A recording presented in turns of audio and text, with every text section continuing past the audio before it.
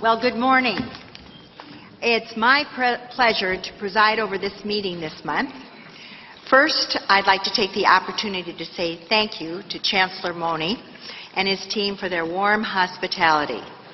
UW-Milwaukee is full of activities of all kinds, and we look forward to hearing and seeing about them over the next day or so.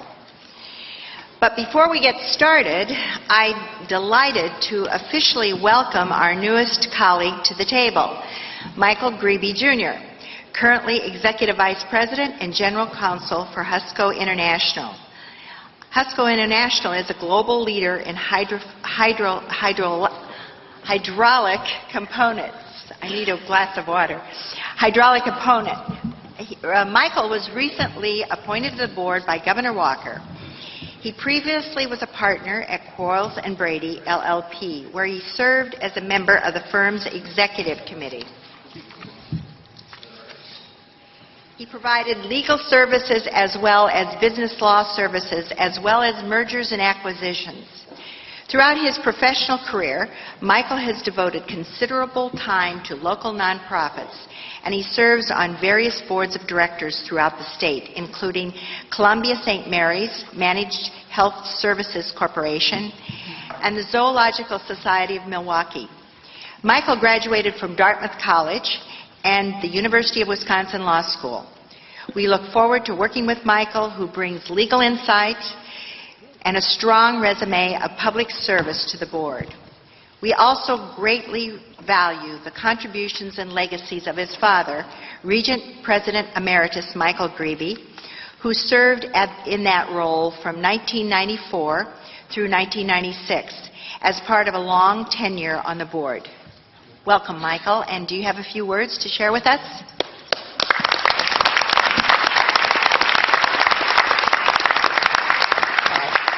Thank you very much, Regina. Is that on? Yes. Thank you very much. I appreciate your kind words, and I very much appreciate the opportunity to join this body. It's a privilege and an honor for me to be sitting here with you. I look forward to working with all of you, and I look forward to learning a lot from you. Thank you. Thank you, Michael.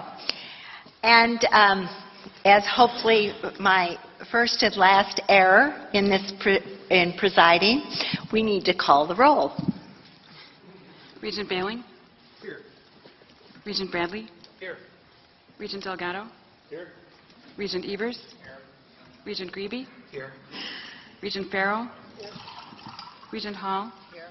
Regent Harsey? Here. Regent Higgins? Here. Regent Menydeeds? Regent Milner? Here. Regent Mueller?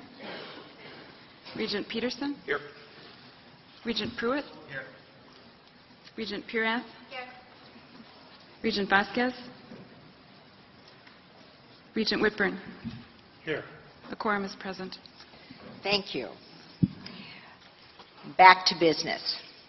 We're also pleased to welcome Regent Drew Peterson to a new role. For the past 2 years, Drew has served on the UW System Board as a statutory delegate for the Wisconsin Technical College System, where he also served as president of the board. Double duty, so to speak. Governor Walker has now appointed Drew to the board on his own merits. He will serve the usual 7-year term. Drew is currently Vice President of External Affairs and Corporate Communications for TDS Telecommunications Corp. He is active in the civic community of Madison and the state of Wisconsin, including services as an at-large member of the American Cable Association Board of Directors, as well as a director for Park Bank, the longest-serving community bank and financial institution in Madison. Drew graduated from Ripon College and earned his MBA from UW-Madison. He has been an excellent contributor to this board, and we're very happy and delighted that he will continue that service. Drew, would you like to say a few words? Thank you, Regent President Milner. And it's a high honor to be reappointed to this position. This morning, both Regent Grebe and myself entertained a multitude of questions from the Senate committee who's doing our confirmation. I think they went very well. We have very difficult issues ahead of us, and I think we answered them very transparently and very openly. I listened to Regent Greby's testimony following mine, and I think he did an exceptional job. So I certainly welcome him to the board, and I'm thrilled to be back. Thank you. And we're thrilled to have you back. Let me also add that we're so very pleased to welcome back Jan Mueller. Jan has had some...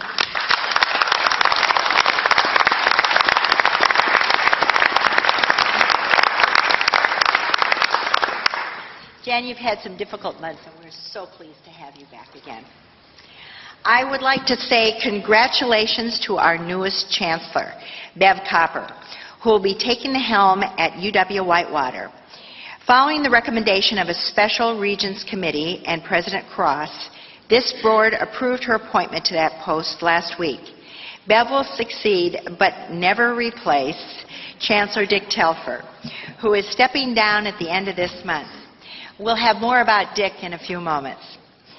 I would like to extend our thanks to the members of the Regent Special Selection Committee and the Search and Screen Committee, and the many others who devoted their time, care, and interest to this process of finding a new leader for UW-Whitewater. It is important and it is valuable service, and we expect to see the dividends at work for years to come. Before we go any further, I believe President Cross has a few words to say.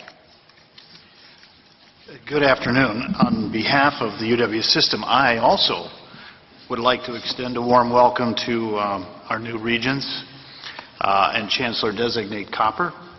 Continuing on the theme of welcomes and farewells, I'd like to thank Heidi McPherson. Heidi, would you stand, please? Provost and Vice Chancellor for Academic Affairs at UW-La Crosse for her 3 years of dedicated service. As you've probably heard, Heidi has recently accepted a new position as the next president of the college at Brockport in the SUNY system. She starts this new role here pretty soon in July. She will be the first female president in the college's history, Brockport. So congratulations, Heidi. We wish you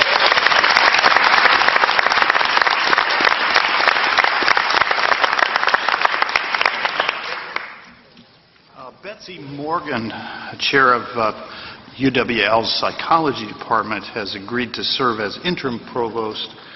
Betsy could not be with us today, or we would have introduced her, but we thank her for taking on this responsibility. We're also pleased to welcome Greg Davis as the new interim provost and vice chancellor for academic affairs at UW Green Bay. Greg, would you stand, please? So, Greg, welcome.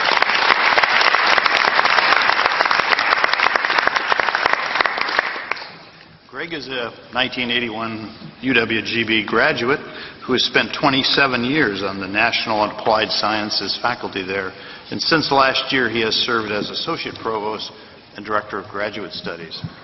Greg succeeds Stephen Fritz, who recently announced his resignation, so we greatly appreciate Greg's willingness to step up and look forward to work with him. I understand the new student regent is here. Would you stand and be recognized? James? James?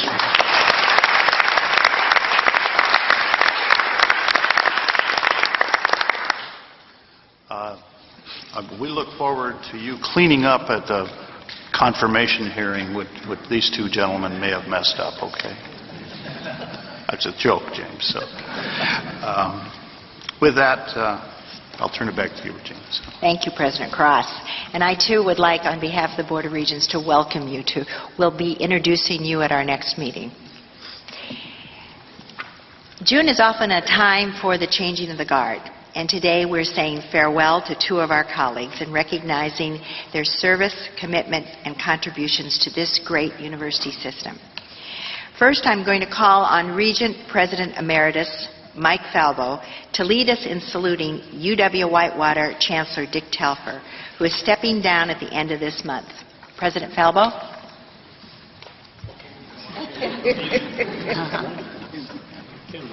You know I always like things on time. Good afternoon. Dick and I go back quite a ways. He became Whitewater's leader the same year I was first appointed to this board. Little did we know back then what we were getting ourselves into, and I mean that in the best way, of course. Really, since then, Dick has proven himself to be an outstanding leader with vision and fortitude through some very interesting times.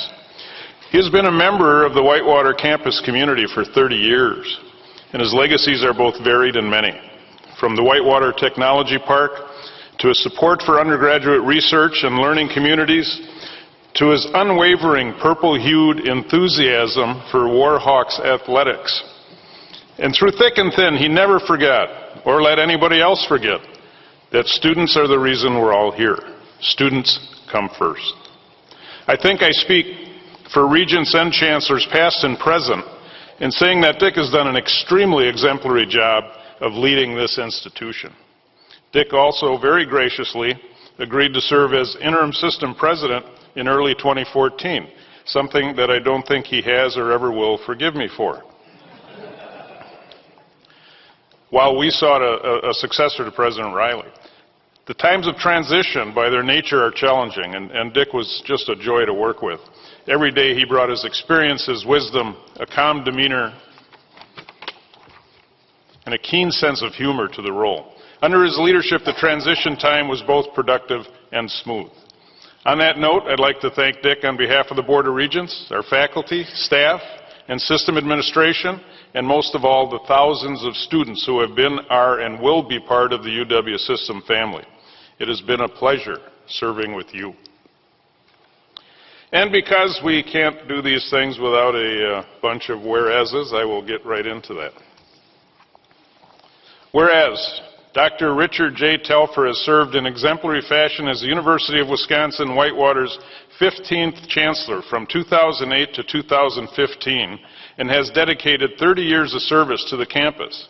And whereas Dick and his wife Ronnie have been active members of the campus and Whitewater communities for more than 3 decades, and whereas Dick has demonstrated an unwavering commitment to the University of Wisconsin-Whitewater's values, namely the commitment to the pursuit of knowledge and understanding, development of the individual, personal and professional integrity, commitment to service, and commitment to develop a sense of community, respect for diversity, and global perspectives. And whereas his tenure saw the strengthening of retention and graduation rates, the development of student and learning communities and the new student seminar, the establishment of vital nationally recognized programs, including the Academic Advising and Exploration Center, the Undergraduate Research Program, the McNair Scholars Program, and the Honors Program.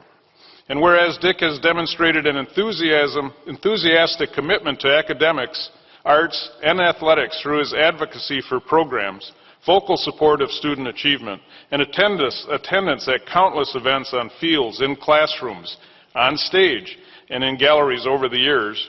And whereas he provided the leadership and vision behind the Campaign for Students, a fundraising effort that secured more than $48 million from more than 20,000 donors for scholarships, building projects, the endowment, and other campus priorities. And whereas Dick partnered with the City of Whitewater and its Community Development Authority to build the Innovation Center, a thriving incubator for entrepreneurs and new businesses at Whitewater University Technology Park. Be it therefore resolved that the Board of Regents of the University of Wisconsin System hereby offers thanks and commendation to Dr. Richard J. Telfer for his many life achievements and for his service as Chancellor of UW-Whitewater. Dick, thank you.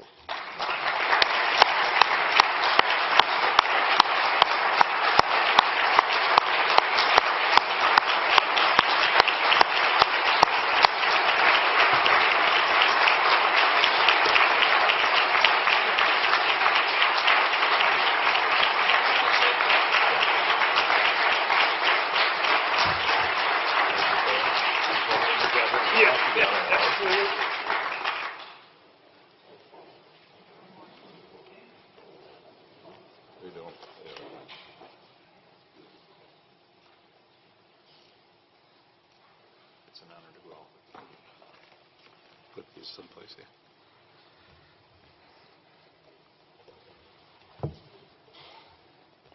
I'm not entirely technologically challenged, but I'm sort of that way. Thank you, Regent President Emeritus Falbo. I wrote some things down here, and I'll probably ad-lib, and my wife is afraid of that. But I would like to express my appreciation to Regent President Emeritus Mike Falbo and Regent President Regina Milner, and to all the regents that I've worked with over a number of years. Some of you may know this, but others may not. I've been coming to these meetings regularly since 2002. So I've been to a number of these meetings. And I did check this one off. I would like to thank former System President Kevin Riley for hiring me. It took him 2 tries to do it, but he got it done. And I would like to thank System President Ray Cross for his continued support. I'd also like to thank my colleagues from across the UW system, my fellow chancellors, the provosts, the chief business officers who we know run the whole place, the system staff, and others who have helped me personally and helped this UW system. I would like to especially thank all the students, faculty, and staff at UW-Whitewater, as well as the alumni and community members who provide us with such strong support. My wife told me I should thank her at this point, so I will. And the joke part of it is she said I was supposed to say that everything I achieved was due to her. And that's probably true. But the other part that I would say along with that is, and all of the chancellors know this, when you hire a chancellor who has a spouse or significant other, and that person has a full-time job being the spouse or significant other with a chancellor. So, Ronnie, I really do appreciate it.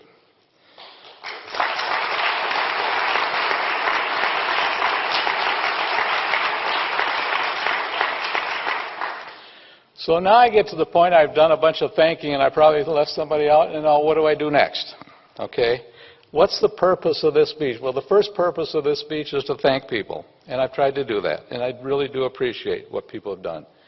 My second chance is to give a little bit of a perspective from my seat. There, all of the different places that I've been. I don't know whether I'm qualified to do all of that, but I'll try to give a little bit, and it will be relatively brief. I'm honored to have been allowed to work in the UW system for 30 years, and most recently to have worked as chancellor. It is indeed an honor, and it's a, dare I say, sacred trust, the kind of work that we do.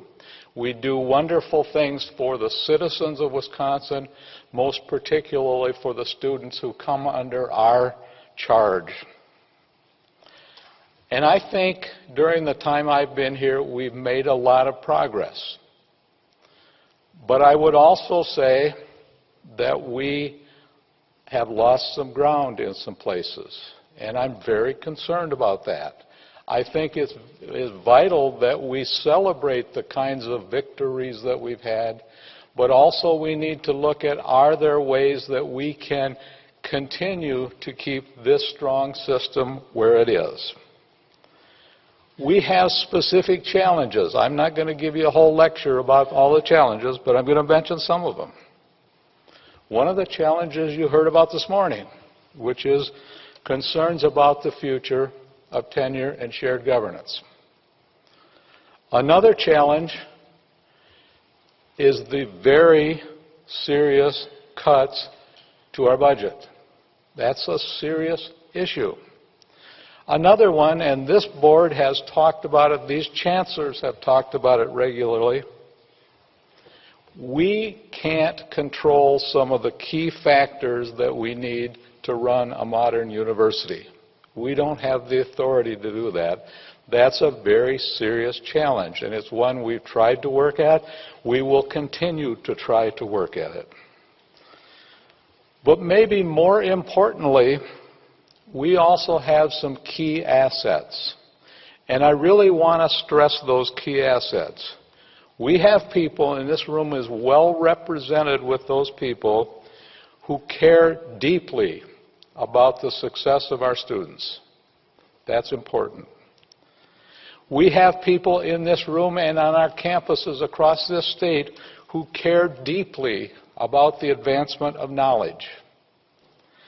We have people who care deeply about economic development in this state. And I can go on. These are people who give their lives for this. They devote their lives to doing these kinds of things.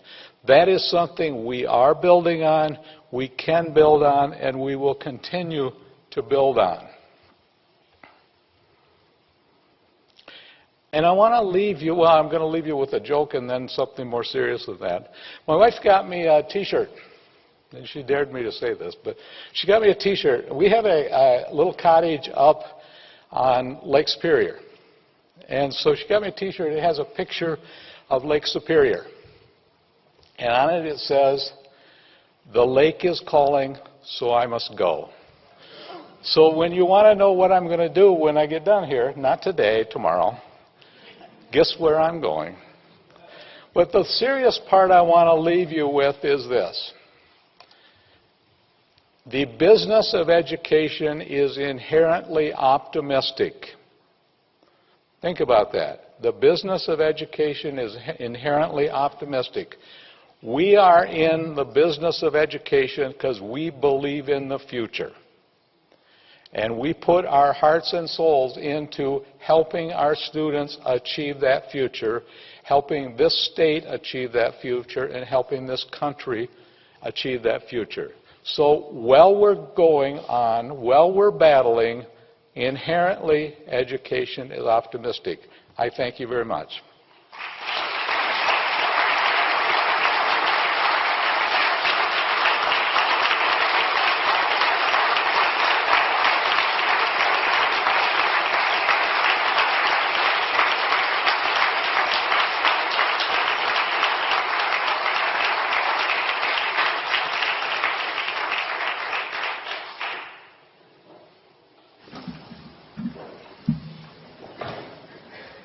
Sad but fitting, we're going to say another farewell today. This is the farewell to Regent President Falbo. Mike and I have had an opportunity to work together closely for the past 2 years on a range of different issues. And I have the utmost respect for his diligence, his commitment, his ability to cut to the chase. And as the saying goes, anyone can captain a ship in a calm waters. It's when things get choppy that we really have an opportunity to gauge a person's character. And in the past 2 years, we've had a chance to appreciate and value Mike's leadership strength. To do the resolution honors, I'm going to call on Regent Eve Hall. Regent Eve Hall? I'm right here. All right.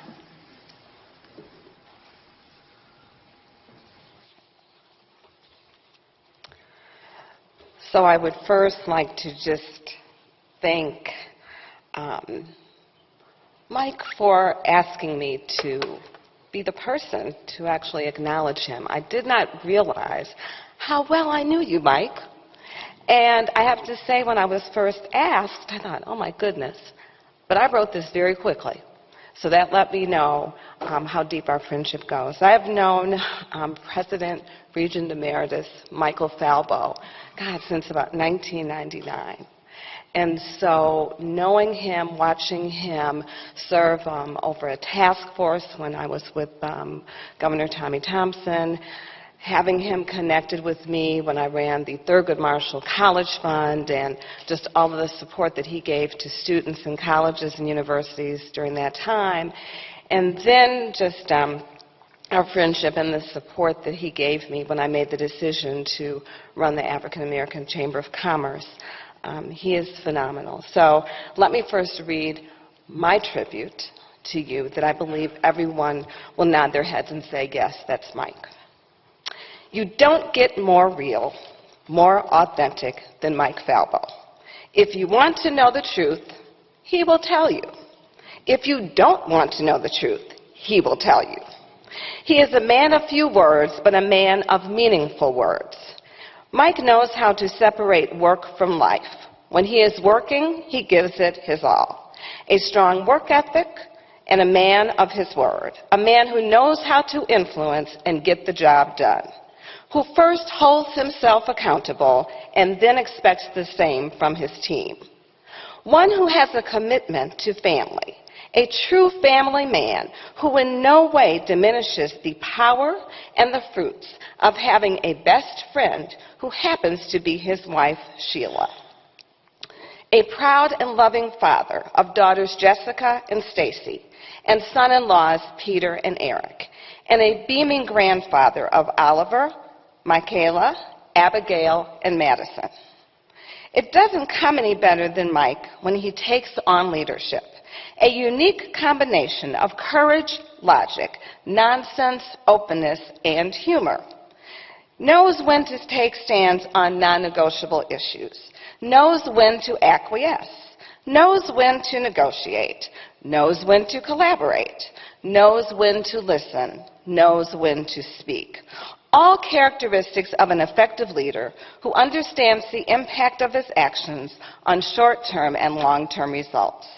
He is one of strong opinions until you show him differently and he decides you might have a point.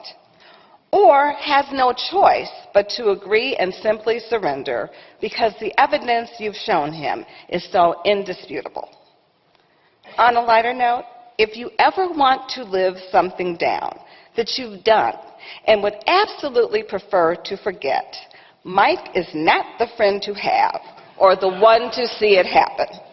He will recall the moment, and when you least expect it, he will tell everyone.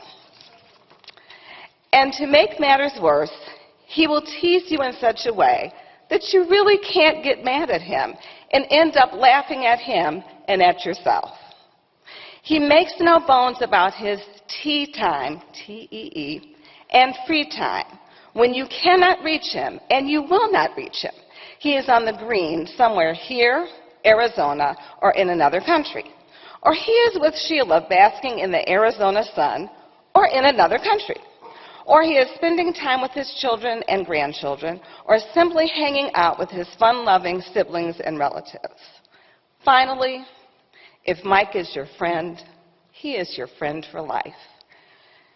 Giving caring advice, giving candid advice, advocating on your behalf when needed or just because, and simply just being there.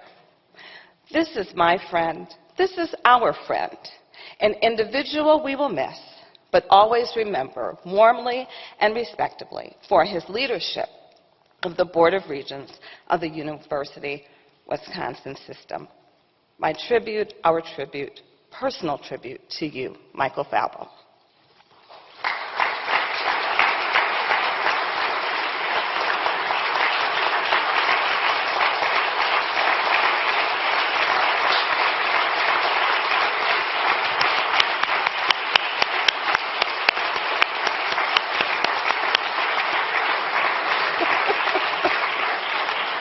Oh, you know you love it when we stand for you. Okay, so now we have to do the whereases for you, Michael Falbo. You cannot escape that. Whereas Mike J. Falbo has served the citizens of Wisconsin with distinguished leadership during his 2 years as president and 1 year as vice president of the University of Wisconsin Board of Regents. And whereas Mike waited patiently for several years between being nominated as a regent in 2004 and subsequently confirmed in 2007, attending numerous meetings with dedication, grace, and good humor before he could officially claim a seat at the table. And whereas Mike served on numerous standing committees, including Capital Planning and Budget, Business and Finance as chair and vice chair, and the Special Committee for Regent Meeting Improvement, and served on 5 Chancellor Search Committees, chairing 3 of them, in addition to chairing the Special Regent Committee for the UW System President Search, And whereas Mike served as a member of the UW System's Competitive University Workforce Commission and chaired the 17-member Special Task Force on UW Restructuring and Operational Flexibilities, created under 2011 Act 32, and charged with examining 6 specific issues related to the structure and operation of the UW system. And whereas Mike is a proud product of the UW system, earning his Ranger stripes with an undergraduate degree in Business and Accounting from UW-Parkside and his Badger stripes as an alumnus of the Graduate School of Banking at UW-Madison. And whereas Mike, a veteran of the United States Army, Vietnam Medic Corps, worked hard on behalf of student veterans and remained steadfastly focused on UW System's central concern, providing the best possible education as efficiently and cost-effectively as possible for all students. And whereas working with UW System President Ray Cross, he helped the UW System navigate a time of transition, including developing enhanced financial reports. And whereas in honor of his long-standing support for higher education, the Jerome and Dorothy Holtz Family Foundation last fall created the Michael J. Falbo Great People Scholarship in the School of Education at UW-Madison to help students who have the ability and the desire to achieve their education goals but needed assistance with the financial needs. Be it therefore resolved that on behalf of the citizens of the state and a grateful university community, the University of Wisconsin System Board of Regents highly commends Regent Michael J. Falbo for his leadership and achievements as President, Vice President, and member of the UW Board of Regents. Thank you so much, Mr. Michael J. Falbo. Please come forward.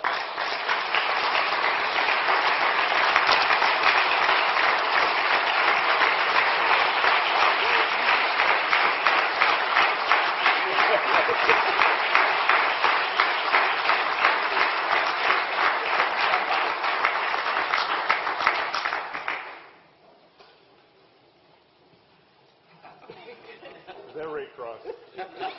I hope so. He makes me look good.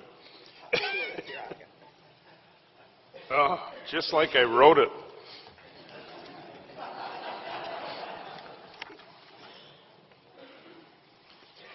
This is, I lost my executive assistant, so I'm, she also happens to be my daughter. Dick, I want to thank you because Sheila said just a couple of words to me. Listen to Ronnie. So thank you, dear. Well, I'm at the end of this great honor, and I've spent some time thinking about the past 2 years and the past 11 years and the significant changes and challenges we've faced and how we've managed and governed through those challenges and changes.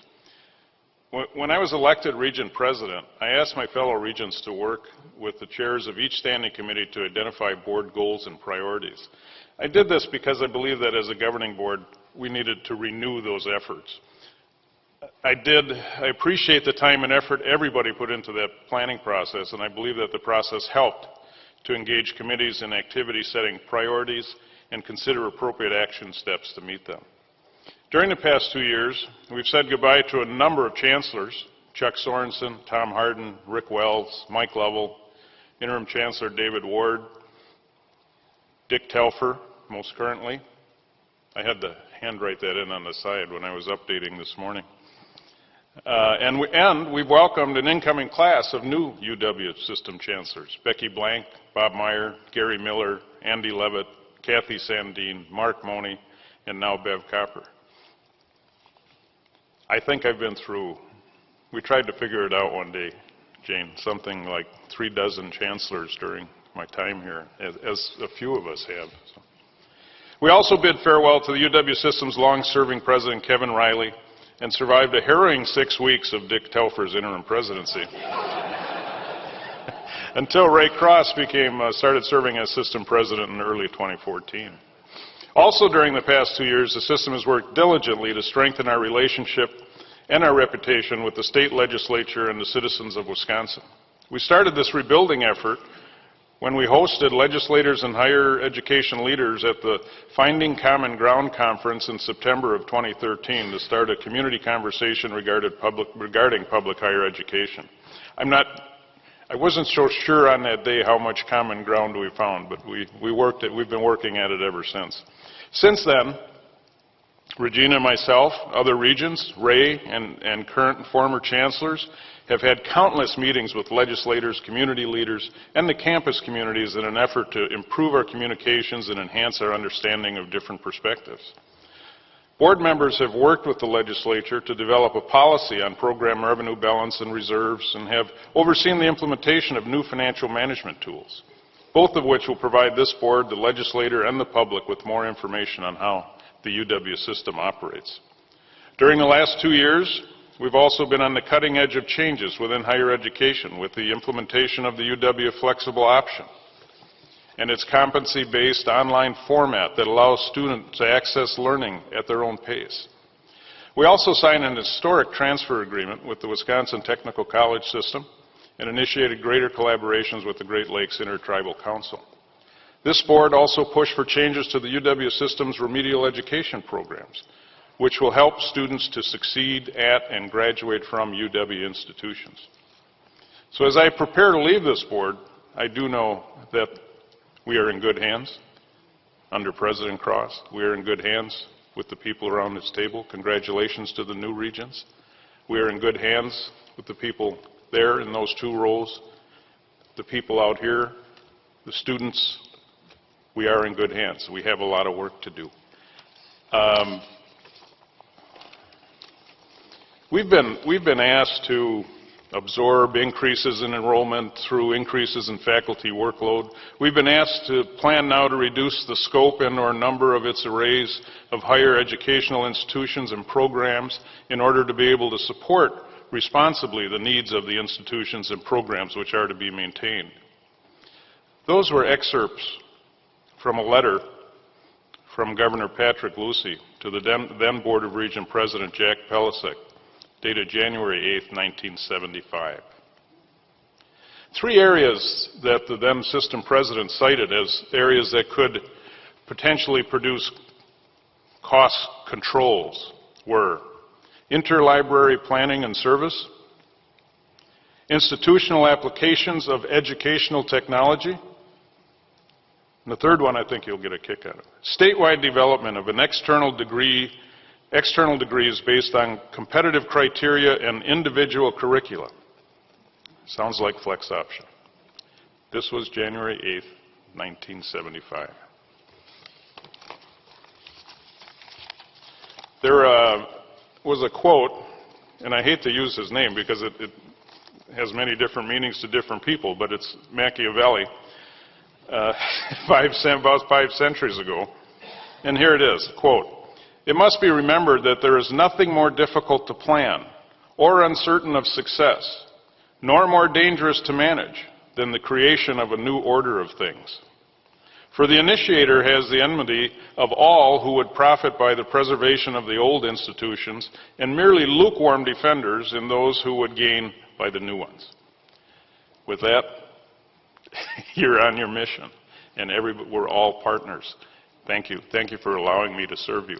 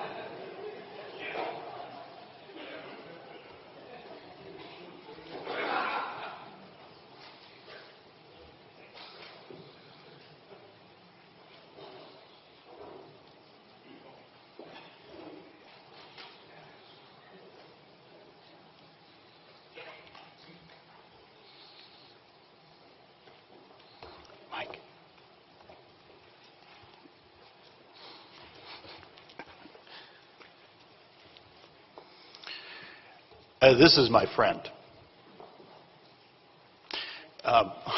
We have a lot in common.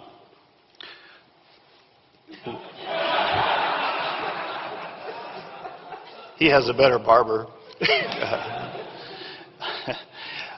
We both served in Vietnam, so quite a few of our conversations connect to some way to the military. His management experience, I don't know where he got it, but I can almost quote him sometimes, given my background. So he will answer the phone when I call, and he says, "Captain?" And I say, "General?" It's kind of comical. But the reason I'm taking a moment to just be personal about Mike is that I really appreciate him and his advice and his counsel. And one of the things he has done to me on a couple of times, "Ray, now you know this principle, do it." And I will think, I think I have used that same sentence 50 times before, and it's always irritating when someone plays back your own advice and makes you live by it. And he has done that, and I think his counsel and his wisdom mostly appreciated. Really is, Mike. There's one thing, though, that I think I need to bring up that I think is problematic. You were part of the Regents that hired me twice. You got a problem, Mike. Mm-hmm. We know that. Take care, Michael.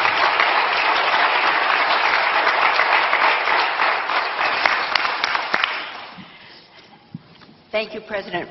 Thank you, President Cross, and thank you, Regent Emeritus President Michael Falbo. Now, let's move on. One of the best parts of our taking our Regent meetings out on the road is the opportunity to give us something to learn about a great campus. The great campuses that make up the system, and today it's the great campus of UW-Milwaukee. That's certainly true here. Don't let the current scarcity of students fool you. UW-Milwaukee is a very lively place. Here to tell us more about what's going on is Chancellor Mark Mone. Chancellor Mone? Thank you, Regent Milner. Whoa, boy, what a start. I thought it was going to be hard to follow the eloquence, the humor, the emotions of what we've just heard, and indeed it is.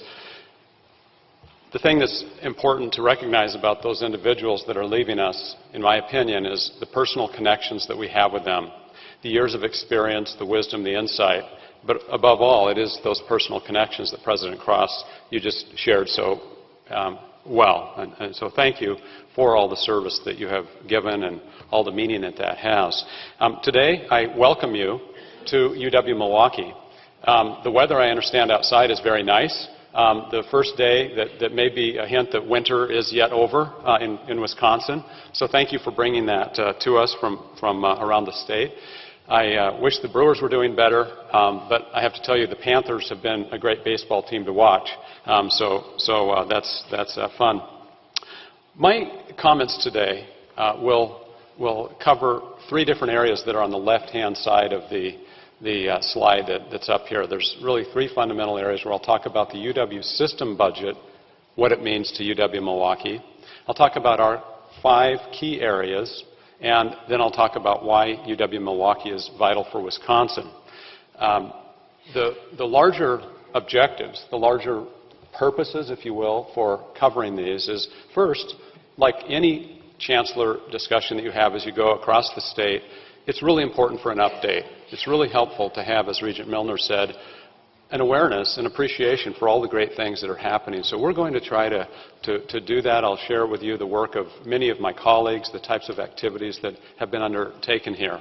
The second one, though, is that I do have to talk about some of the realities, some of the issues that face us. So I'll put those in front of you, and I'll build on some of the comments that our colleague, Chancellor Dick Telfer, put forward. And finally, I'm going to make an appeal. positive but constructive, I hope, appeal for all of the leaders in this room. And I say that for a number of different audiences, I think, in terms of that. So that's really the objectives. So I'll jump right into this in terms of starting with regarding the budget. What are some of the unknowns? No secret to probably most of you in this room. These are the things that we simply don't know at this point. What flexibilities will we ultimately have? What will happen with Chapter 36? We've heard in the Education Subcommittee today. We've heard in some of the discussion with Joint Finance, some of the proposals, but there's still some unknowns there. The campus allocation, what do we know about that with respect to the future? And finally, the final size of the cuts. We have a pretty good insight into that, but that's not been approved by the full legislature. In light of those unknowns, we haven't been standing still. We know we're up against a tight deadline with a new fiscal year starting for our campuses on July 1st, but we have to plan. We have formed 2 different planning task forces. One of them is the Chancellor's Budget Planning Task Force that's been meeting religiously, intensively, and with great care and great dialogue and great progress. We also have a Chancellor's task force, budget task force on communication, which has been working both with the internal and external audiences diligently to keep people apprised, but also with respect to advocacy as we go through these times. These task forces have adopted and developed some principles, and these are core guiding principles. I'll walk you through them very, very briefly. To protect our mission and values, those things that make UW-Milwaukee distinct. I'll talk more about those in the talk today. To operate strategically and consider the strengths. What are the things that must be preserved? What are the things that must be protected? If we look at ways that we have not considered before, to think about change, to look at something that we don't necessarily do in higher education as well, and perhaps as nimbly and as much agility as we should, what are things that we have not considered before? Consolidations, mergers, opportunities within our campus, but also abroad. As we think about abroad, in this context, I'm talking about within the UW system. What are the types of partnerships that we can engage in? One of the results of that type of inquiry is where we have gathered many of the academic institutions within the UW. We started with southeastern Wisconsin. We've added eastern Wisconsin institutions, and tomorrow we will be meeting with the chancellors, provosts, and chief business officers to further explore the possibilities around concrete, tangible ways for efficiency, but also around academic programs, collaborations, opportunities that we think can be important for partnering. Again, ways that we haven't done this before. The concept of triage, when you're looking at cutting into the absolute essential priorities to support those, we have to look at what are those items that are needed, what must we support, but what might we have to put on hold when we're allocating our priorities.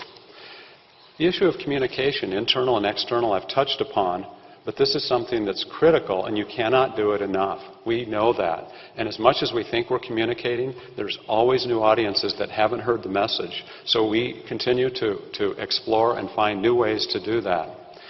We also, thinking of our campus enterprise as maybe an airplane, if we think about when we want to change a 747 into a 777, while it's in the air, we don't have the luxury of stopping our operations and pulling it into a hangar and doing all that work that needs to be done. We need to continue with the important teaching, research, and service. When you're 28,000 students strong, when you have 2,100 partnerships in the community, businesses, healthcare, education, and other sectors, you simply can't stop and hold back. So we really have recognized that campus operations are critical and our education and research mission must go on. At the same time, when you're faced with challenges, oftentimes there's a tendency for divisiveness to occur. It's so important for us to continue to work together. And I say that not just at UWM, not just for UW system, but truly with all of our partnerships. So those are the guiding principles that have been particularly helpful. It's important to talk about what is at risk, to have a good understanding of that. And much of my comments today, either explicitly or implicitly, will underscore what is at risk. What are the avenues that if we can support them more, we can capitalize and build on? Or, in contrast, we are at risk of losing. Across the top, you see students first, quality second, talent third. Those are not necessarily in any imputed or meant to be order, but it does underscore the importance of students.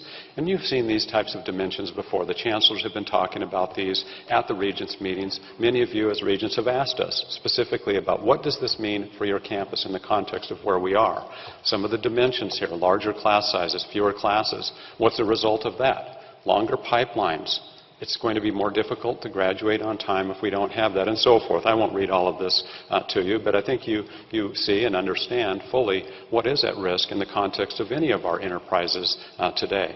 The quality in terms of faculty to student ratios, talent. I'm going to talk much more about that when we get into some of our key initiatives, but talent is essential, both in terms of the workforce in UW system, but also with regard to the talent that we produce, the workforce development. So with that as background, that's foundational.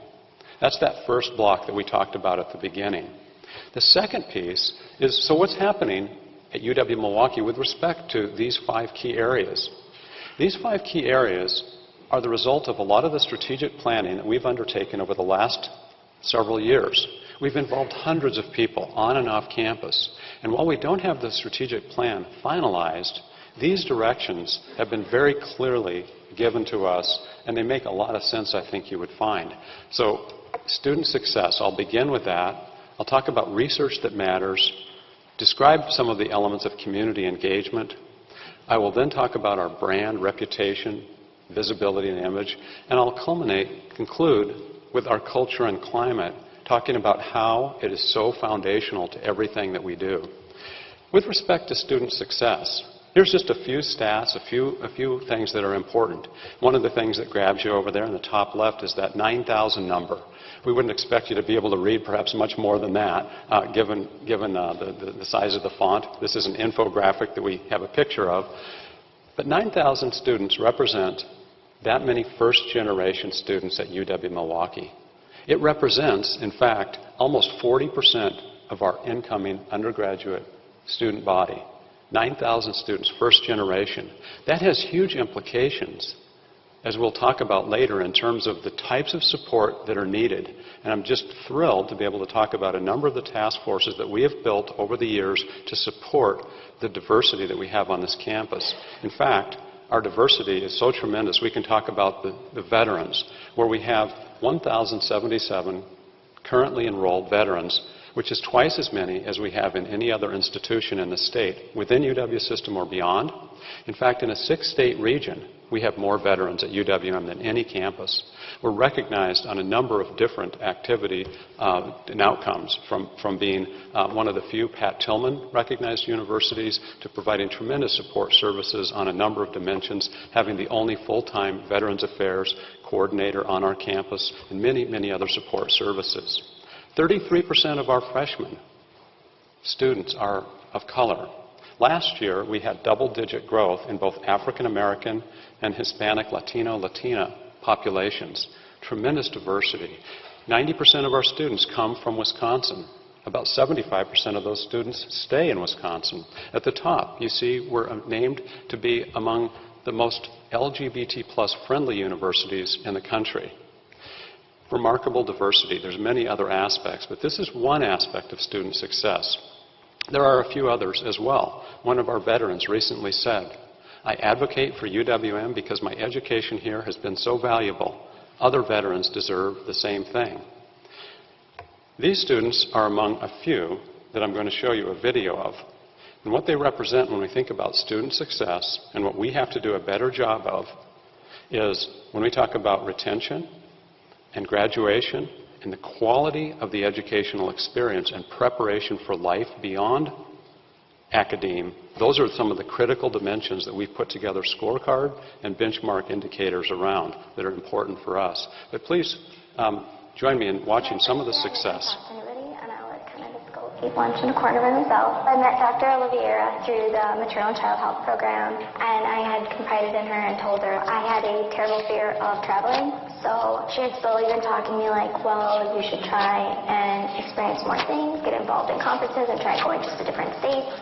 And then I came to her and was like, I'm going to study abroad. Like, if I'm going to conquer this fear, like, I'd rather just go big. So I chose Costa Rica. I was terrified of going. And then we got there, and I actually made a lot of friends. It was a big accomplishment. I'm really happy that I did it. After graduation, I will be returning to UWM in the fall and starting my master's in behavior analysis. If I didn't have her support, I don't know how far I would have gotten. I feel like I've learned a lot more about myself. Kind of came out of my comfort zone. I got to meet more people. I don't know, I feel important now, I guess, because I know so many people rather than just being by myself. I was in foster care from the age of 3 until the age of 17, so about 14 years. I chose that concentration of social welfare given the fact that I'm a product of the child welfare system itself. So I felt that becoming a social worker would allow me the opportunity to give back and to help other young people. I have a job lined up with Children's Hospital after my internship date is over, provide services to young people and to state agencies, improving the lives of foster youth. Not only do I want to help kids, but I want to contribute to policy, advisory, and research. I had the opportunity to have dialogue with President Obama's administration. During this time, we provided not only our experiences with the system, but some things that they can do to implement policies to extend foster care on a national level. I used to be a client at Land Lake, but now I'm a contributor and a volunteer, a person who gives back. It's kind of soul fulfilling to know that I'm able to volunteer and give back to people who are underprivileged or underrepresented. What I want to leave with you is don't judge a book by its cover. Get to know the full story before you pass judgment on anyone or anything.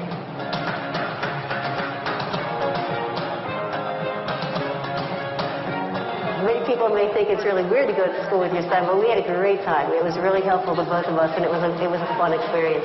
Even from our first classes at UWM, we worked closely with each other, and in fact, lived together while we were working on our dissertations. It's been wonderful having a role model in the program like my mom, and we've had wonderful support with each other too, so I am only happy about that. It's been fantastic. I think the greatest thing that I walk away from UWM with is the leadership skills that they provided me. I was able to move into a position I'd never been into before. I'd gone from women's health into homeless veterans in California. No experience, but the leadership skills that I learned at UWM got me congressional awards for applying what I had learned. I've always had a passion for traveling and helping people in places far away. It just makes me feel fortunate to be able to be in an environment where I can make this sort of difference in the world. Malawi was really a wonderful opportunity through the school. I went there as part of a nursing trip. I feel here at UWM, because of the wonderful professors, because of my wonderful family and support I've really been put in a situation where I can help out people, and that really makes me feel satisfied. I'd love to work in a community health setting, providing care to patients who may not be able to get care otherwise. At this point, UWM has done a great job at starting me out, giving me the tools to be a nurse practitioner, but I have a lot left to learn in the field still.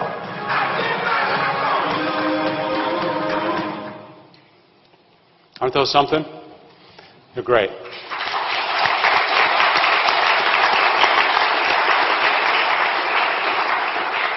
So those are 4 of the 3,300 students that graduated about 3 weeks ago on Sunday, May 17th.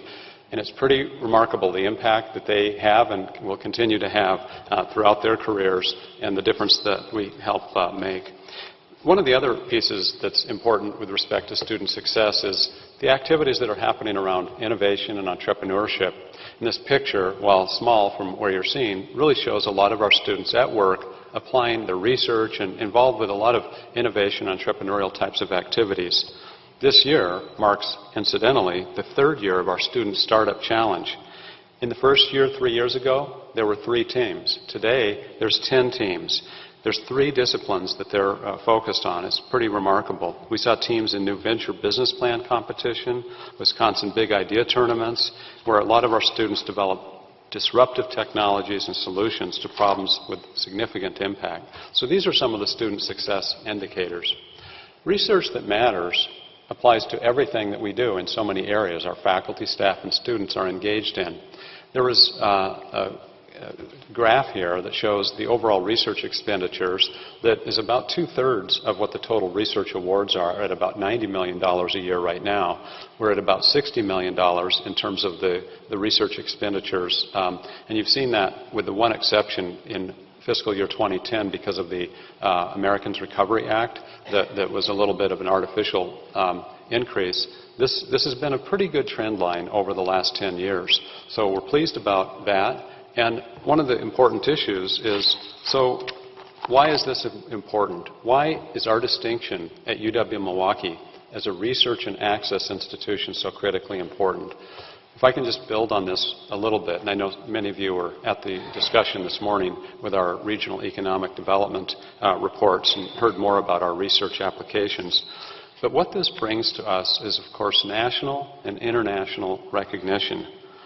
It's the programs that produce discoveries. It's that new knowledge from our research labs, from our students' real-world learning experiences, the collaborations in our communities and around the globe, the things for which we're absolutely recognized.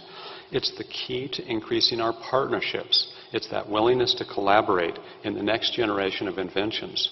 When we talked this morning, and some of you heard our discussion with our work with Milwaukee Public Schools and MATC, they enjoy and value the partnership that comes from working with a research university. What do we know about curriculum development? What do we know about teaching techniques, pedagogical advances, technology in the classroom? That's the kind of thing that you learn and differentiate with a research university. It also enhances undergraduate retention and completion rates. We know it's one of the most effective high-impact practices, and that's especially important with our diversity at this campus. We know, in addition, that innovation can be commercialized, and this can be the wellspring from which we grow and drive that economy that's so critically important in Wisconsin today. I'll talk more about some of our partnerships, some of which you see right here in terms of the work that we're doing with Johnson Controls, Rockwell, and a number of other firms in both for-profit and non-for-profit areas. We know that our research outcomes are dramatically affected by the retention of talent. Let me just give you an interesting statistic. Regents have asked me before about some of these types of things. What we know is that faculty who have left in previous academic years carry with them oftentimes a lot of federal research grants. For example, we have in the concentrated area a very high percentage among a small number of our faculty. In fact, it's about 40% of our funding that comes from fewer than 25 faculty members, which is a remarkable statistic if you think about the gravity of that, just how concentrated that is. And it underscores this issue around talent that helps us differentiate. A few other examples of research areas. These were talked about in great detail this morning at the READY meeting. And Chairman Higgins, I think you can appreciate, and you've been a great supporter of the work that we've done with your committee and others at Wisconsin Economic Development Corporation and many other UW system institutions that have participated with us in water technology. We're a core member of the Water Council. In Milwaukee, that represents 170 companies that are on the leading edge of water technologies globally. It's one of the things that differentiates us. And frankly, the data are compelling. How many more companies and what a concentration we have and the absolute market share of the world global water technologies revenues, much more than even Chicago. There's simply no other concentration, and we're the academic crown jewel. I could talk much more about that. One of the strands within water technology is the work that we do in aquaculture, the work we're doing with perch, part of a multi-billion-dollar industry, and on the forefront of some of the work to advance that work. There's other UW system institutions that are in the water space as well. Whitewater, Stevens Point, to name just two, that are really working in many ways with us. Energy storage, distribution systems and control, where we have such advanced work around sensors that are doing things, everything from ballast. And there's kind of an interesting article in the paper recently. This week, if you've driven around the Milwaukee Harbor, there was this ship out in the harbor, and it reminds me of some of the work that we're doing. It's kind of been called the mystery ship. Why is this huge freighter out in the harbor for a week? What's going on with that? Well, it didn't have anywhere to go, believe it or not. But it reminds me of when ships come into port and they can't get in because of port. conflicts because of trafficking. It's a whole other operations and logistics issue. It costs those ships up to $1 million a day. A lot of the times, delays are because they need to check water for contaminants. It's in the ballast holds. Well, our scientists and graduate students have developed sensors that can check the quality of water and contaminants, invasive species, in under an hour compared to waiting a day for some of the traditional tests. I could tell you about an Ebola spit test. Again, sensor technology. You can appreciate the life-saving and the importance of Ebola and how rapid we can detect that. Many, many applications in this area. Around advanced manufacturing, one of the things in smart manufacturing and other arenas is the important work that's done and how many companies and federal research dollars and companies that are interested in the work here. Some of the largest companies in the world that want to work with us in these areas. I'll combine the last two, healthcare, biomedical technology, and healthcare delivery and nursing. If you look at the job growth sectors, it's critically important on two different dimensions that we're able to address this. Number one reason is the workforce talent shortages. There's no other area in Wisconsin that has as great a need. It's also an important opportunity. If we can't capture this, it's not just the health of all of us who need nursing and healthcare, healthcare technology and talent. A critical piece of this is the opportunity for us to grow the state in smart jobs. These are some of the best paying jobs and fulfilling careers. Remarkable for us to work in those areas. So this is, if you will, some of the core strengths around economic development. But that's only part of the story. There are dozens and dozens and dozens of core strengths that this campus has around research. A few of them, just a few examples here include some of the work that we're doing in social welfare. A little more detail on this. We recently received a $1 million Office of National Drug Control Policy grant for high-intensity drug trafficking area programs.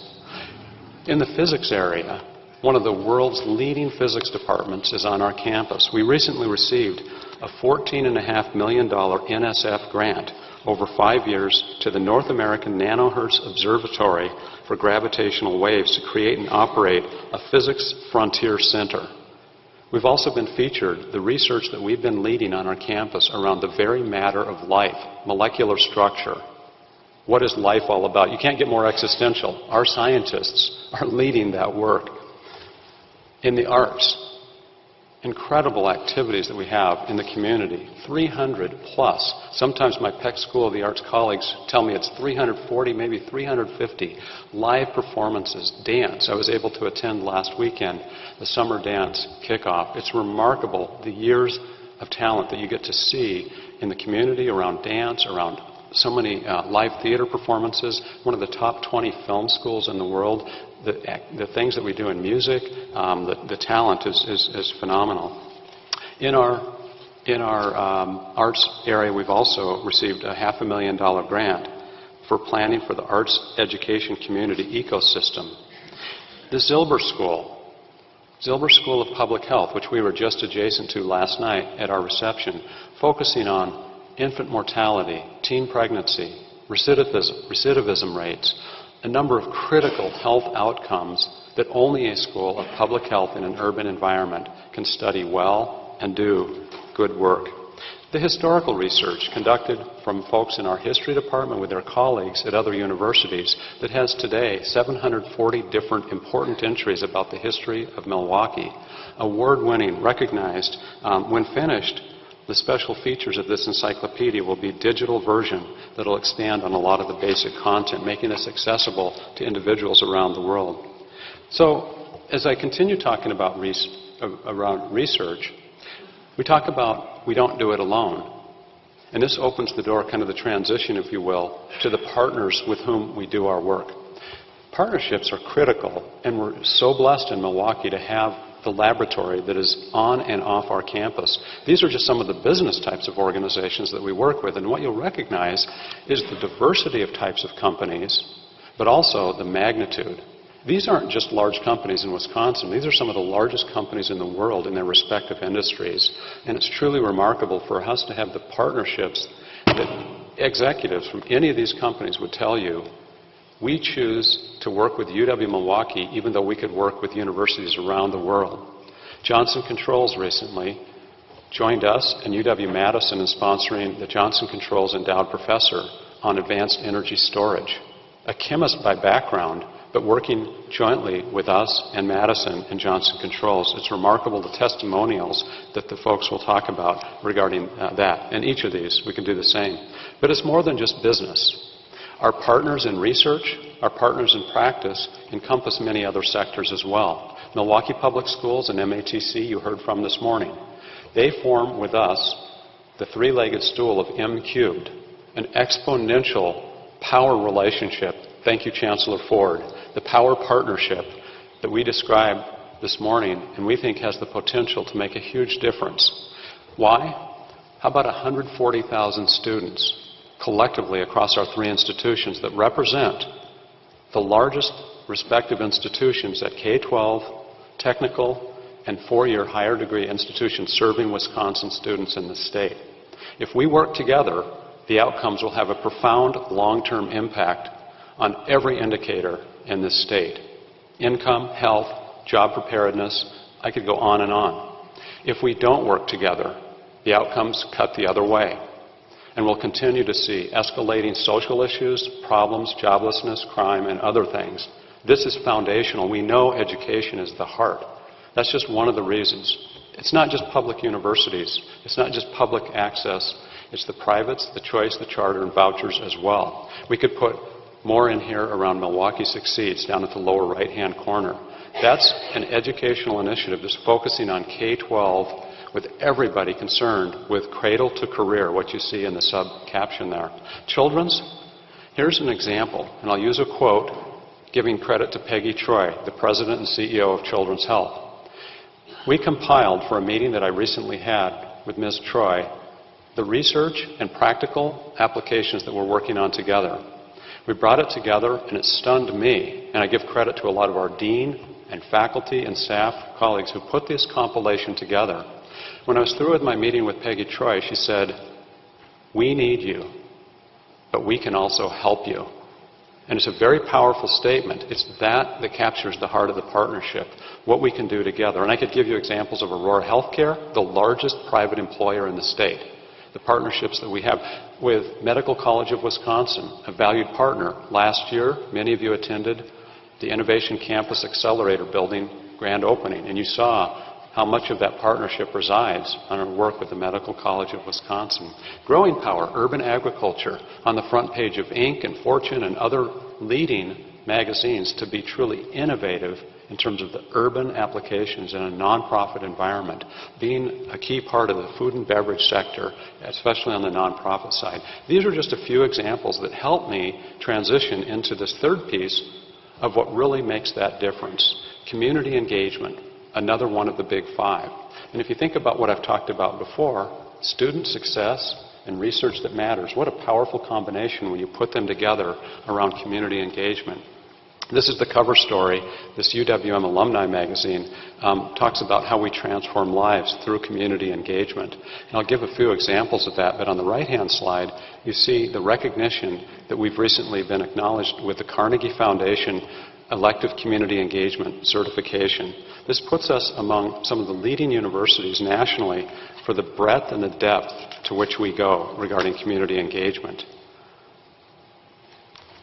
One other element that I'd like to talk about in terms of some of the examples that illustrate this so well is for one area in nursing. Our nursing faculty and students provide care in 180 different locations, largely in Milwaukee County and some surrounding areas. It's phenomenal. If you think about that every day, 180 locations that our faculty, staff, students are in, learning and delivering health care. The impact is phenomenal.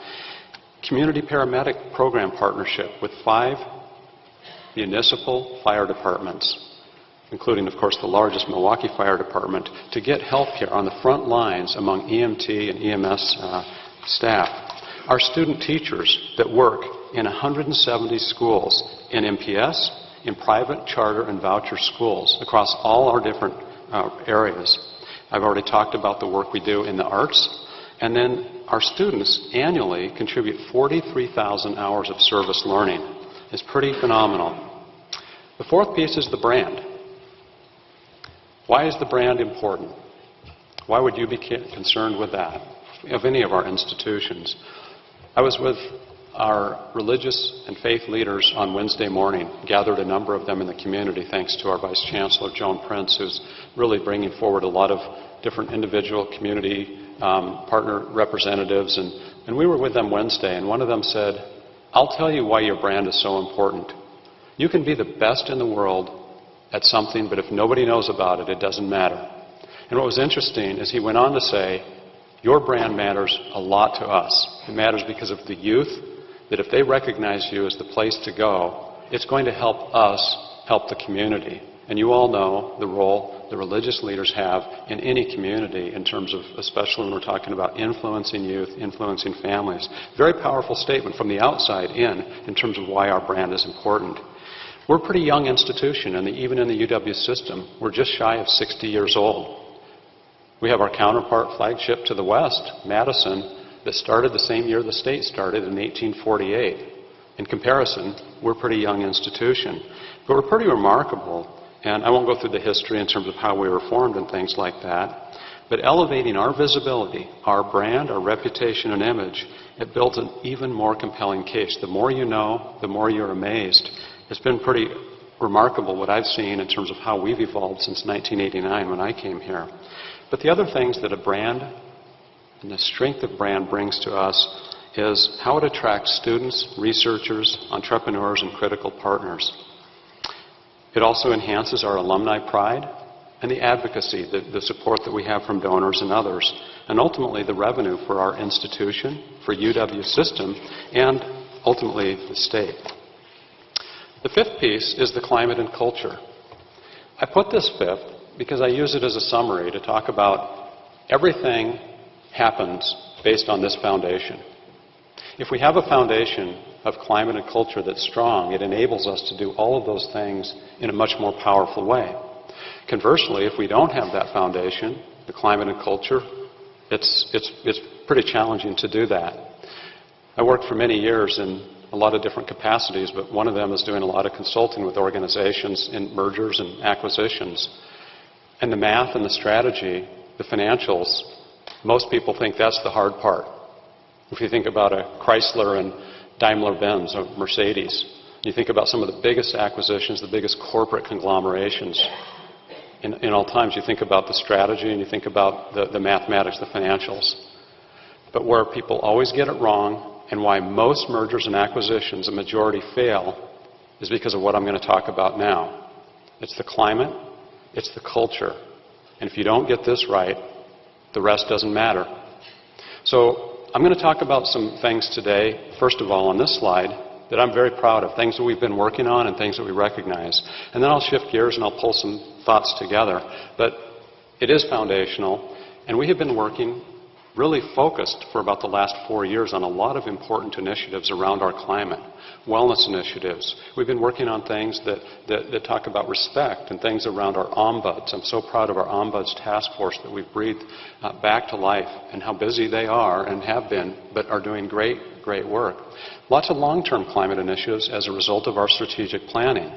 I mentioned earlier some of the task forces. One of them we just formed is our task force on military and veteran student affairs.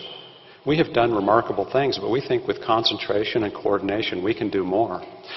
We have put together, and this was launched last fall, our task force on sexual violence awareness and prevention, as well as response and reporting. Important strides with a set of goals that will be presented to me in the near future. We have had for several years, one of the leading areas for our campus support is the Advisory Committee for LGBT+ Advocacy.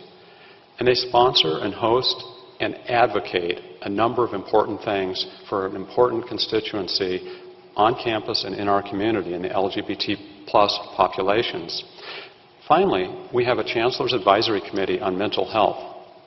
This is perhaps one of the more important foundational pieces when we talk about what this does. Let me give you an example of why this is important.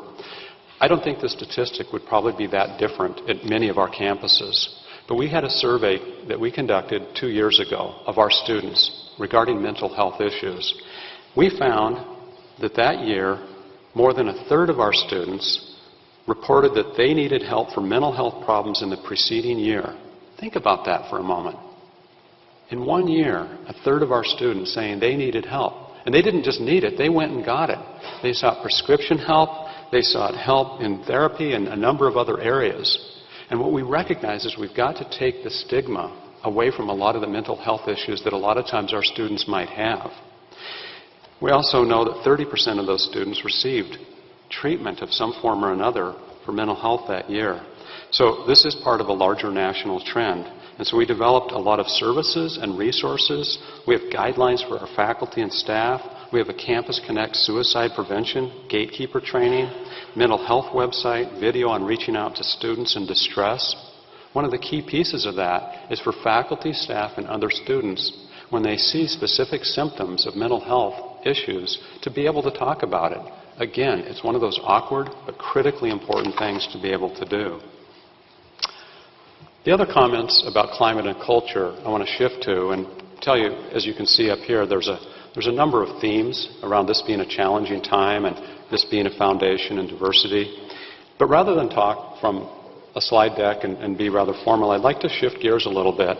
And if we can black this out, if we can black that slide, I don't have the keyboard, but if we can take that out.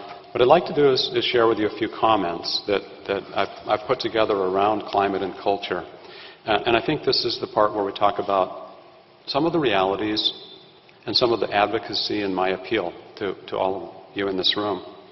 In the context of discussing our campus climate, I have to address the current situation that faces us at UWM and more broadly in the UW system.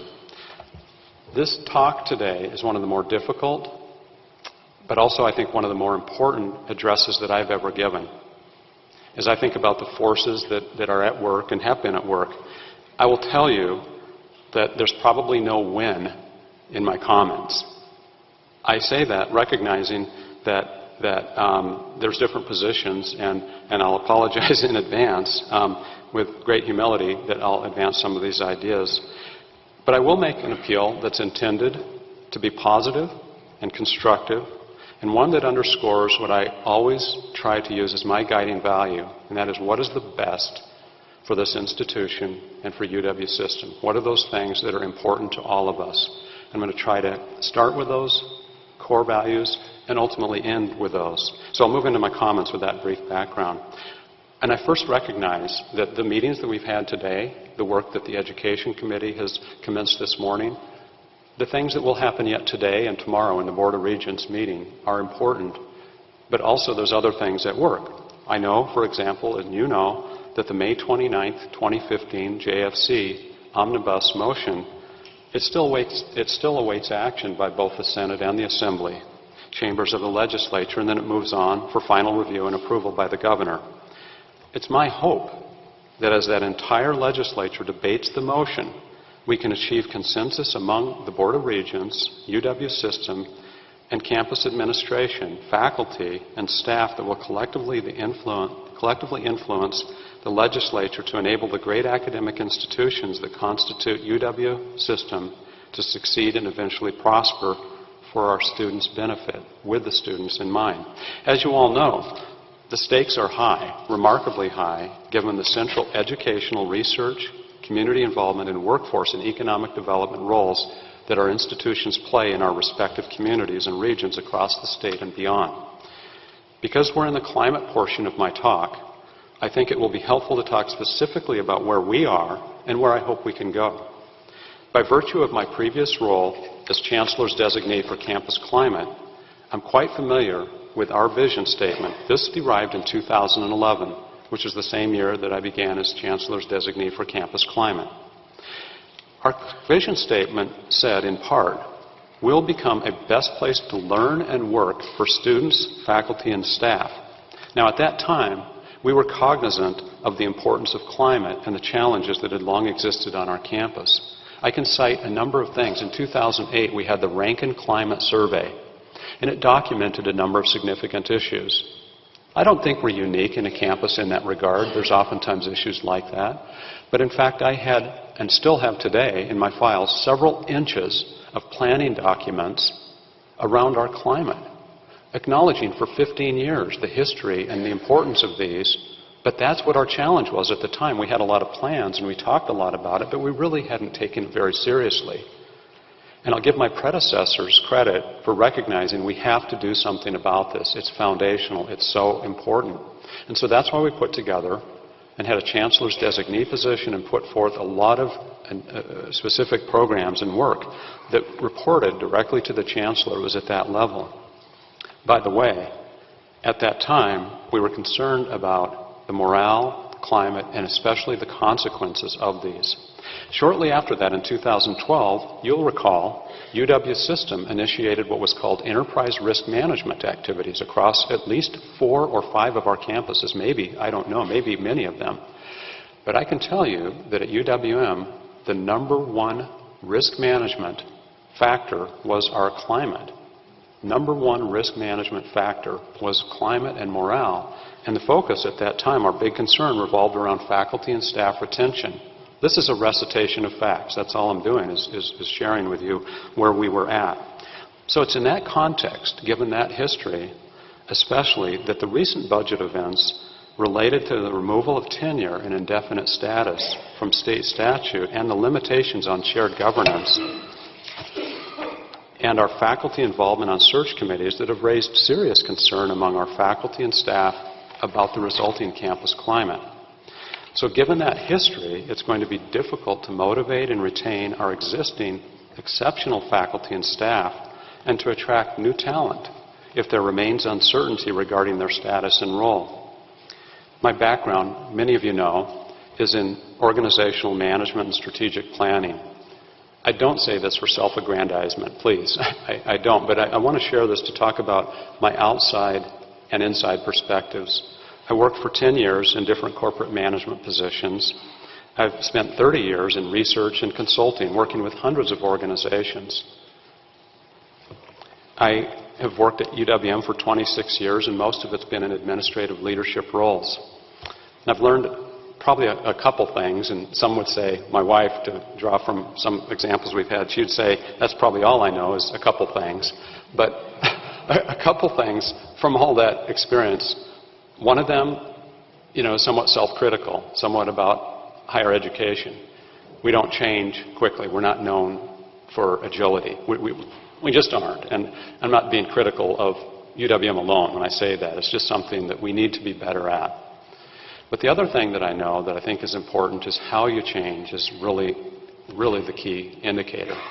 And one of the ways that will be especially challenging is if we change in some of the ways that are proposed, that what will happen, and I know this especially because one of my research areas is on organizational decline, downsizing, and turnaround, especially around how do you turn around in an environment that is declining, that is not munificent, that is challenged. And I see this whether it was in the cigarette industry or others where regulations have come in, and how organizations thrive and survive. And one of the key pieces is what happens with our talent, what happens with our climate. There's only too many other universities that are too quick and too aggressive and hungry that will poach us. I was at University of Massachusetts Lowell with one of our large donors. We're looking at some entrepreneurial and innovation work, and we were benchmarking with other universities. And the president, Marty Meacham, former U.S. congressman, he's the president today. He's done a remarkable job with elevating UMass Lowell on a number of important dimensions. He said to me, Mark, he said, Wisconsin is a great, great talent ground for us. He said, I hate to tell you that, but that's the truth. That's what I'm talking about here is that, and this was last October. So I cannot emphasize enough the seriousness of this situation. But let's bring it to what this means. Simply put, without our faculty and staff, we cannot teach, we cannot conduct research or engage in the community, all those things that I've been talking about today. So my concern lies with the long-term impact of the budget cut and the effect of the uncertainty on our faculty, staff, and administrative ranks, and our ability to retain, attract, motivate, and engage our talent. They all go together. The risk is that we'll lose our great employees who have created the remarkable institutions that are represented here through their research, teaching, and service. The related risk is the work that we do in everything that the UW system is relied upon to make that powerful difference. Workforce talent and economic development, the leadership roles that each of you have engaged and challenged us to do even more with. The life transformations that our students experience. The research that matters. I like that phrase. That'd have a great ring. The research that matters. All the important questions, we're working on them. Community engagements. You'll hear more about that in a video that I'm about to share. More broadly, of course, I think we have to make certain that the value of our degrees, those pieces of paper that are much more than that, symbolic of the value, the educational experience and what that means to people's lives, that is where our credibility lies, and we have to make sure that's not compromised. So my appeal comes down to this. It's really not that challenging. It's not that hard conceptually, but in practice I think it's challenging to please help us maintain and preserve the core academic principles upon which we have succeeded. It's that simple. First, can you please follow through with the actions to assure faculty that we will protect faculty tenure and indefinite status for our staff? The hallmarks of intellectual freedom and the ability to pursue our work in support of our core values of educational, research, and service are paramount. Second, preservation of shared governance as a core value and a way of operating will be important to maintain. And your explicit support of this will go a long way. In both actions, during this Board of Regent meetings and in the Board of Regents task forces on tenure and shared governance, there are many opportunities for these supportive actions. I think, but I don't want to assume, that I speak for all my colleagues in the various leadership positions here today in this request for us to support and enable the dedicated, renowned faculty and staff who make our institutions what they are. We have to get this right. Thank you for your consideration and support for UW System. I think for the Regents especially, it's an incredible amount of hours. It's thankless oftentimes. There's no compensation. You do this out of just remarkable goodwill and support that I'm so proud to be associated and work with you. We all share the common goals of student success, continuing to make a positive difference in the lives of all that we do, and upholding the core tenets and values of the Wisconsin idea, our bedrock. So everything in my presentation today, to this point, really rests upon our foundation of our campus climate and our culture. Likewise, going forward, vitality of UWM, and that's our tagline, it's the title of my talk. It's the work we've been doing for months to really elevate the importance of that, to show people.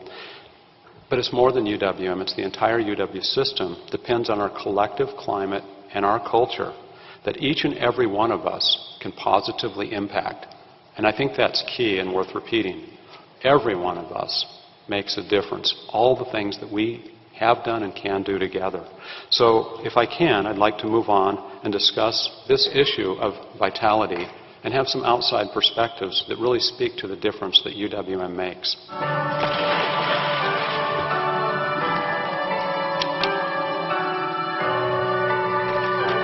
We're all competing in the human age, and what's going to make a difference to us is talent. And so UWM feeds and supplies the business community here with talent. They do it really well, and if they do it really well, then we can compete globally.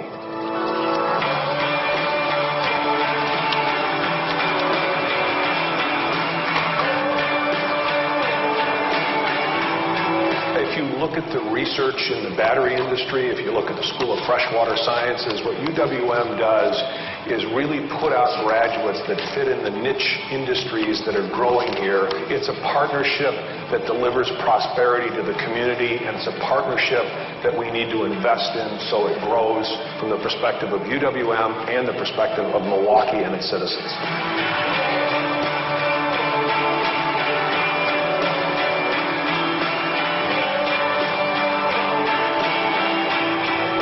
UWM is known for really paying attention to research, to policy, and making sure that we're closing equity and access and opportunity gaps, but also having thought partners, having researchers, and having people who are going to advocate for the needs of young people in urban centers. And I think there's a lot that we're able to learn and transfer over into our school district from that.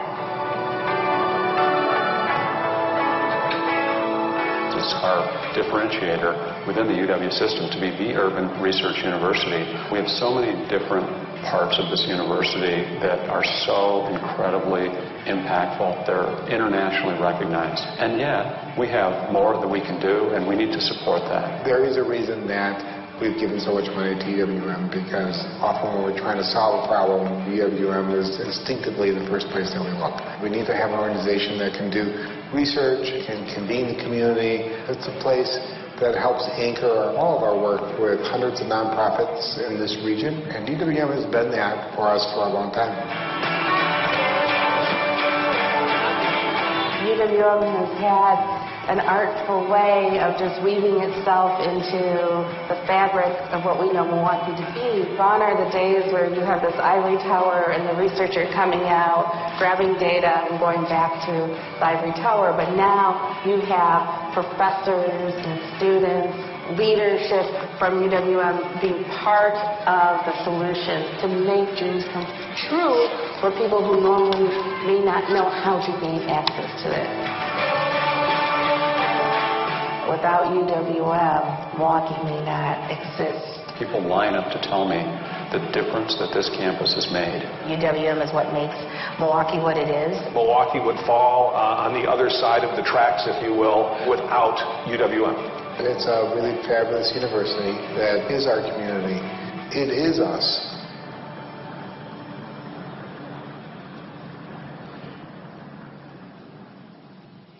So, this is part of our larger branding campaign, but explaining from the outside how we're seen. And I think if you know the role of these individuals in the community, these are just incredibly important spokespersons. Tim Sheehy, the president of Metro Milwaukee Association of Commerce, and he's got a dozen folks right behind him just like that, as well as the thousands of businesses that he represents.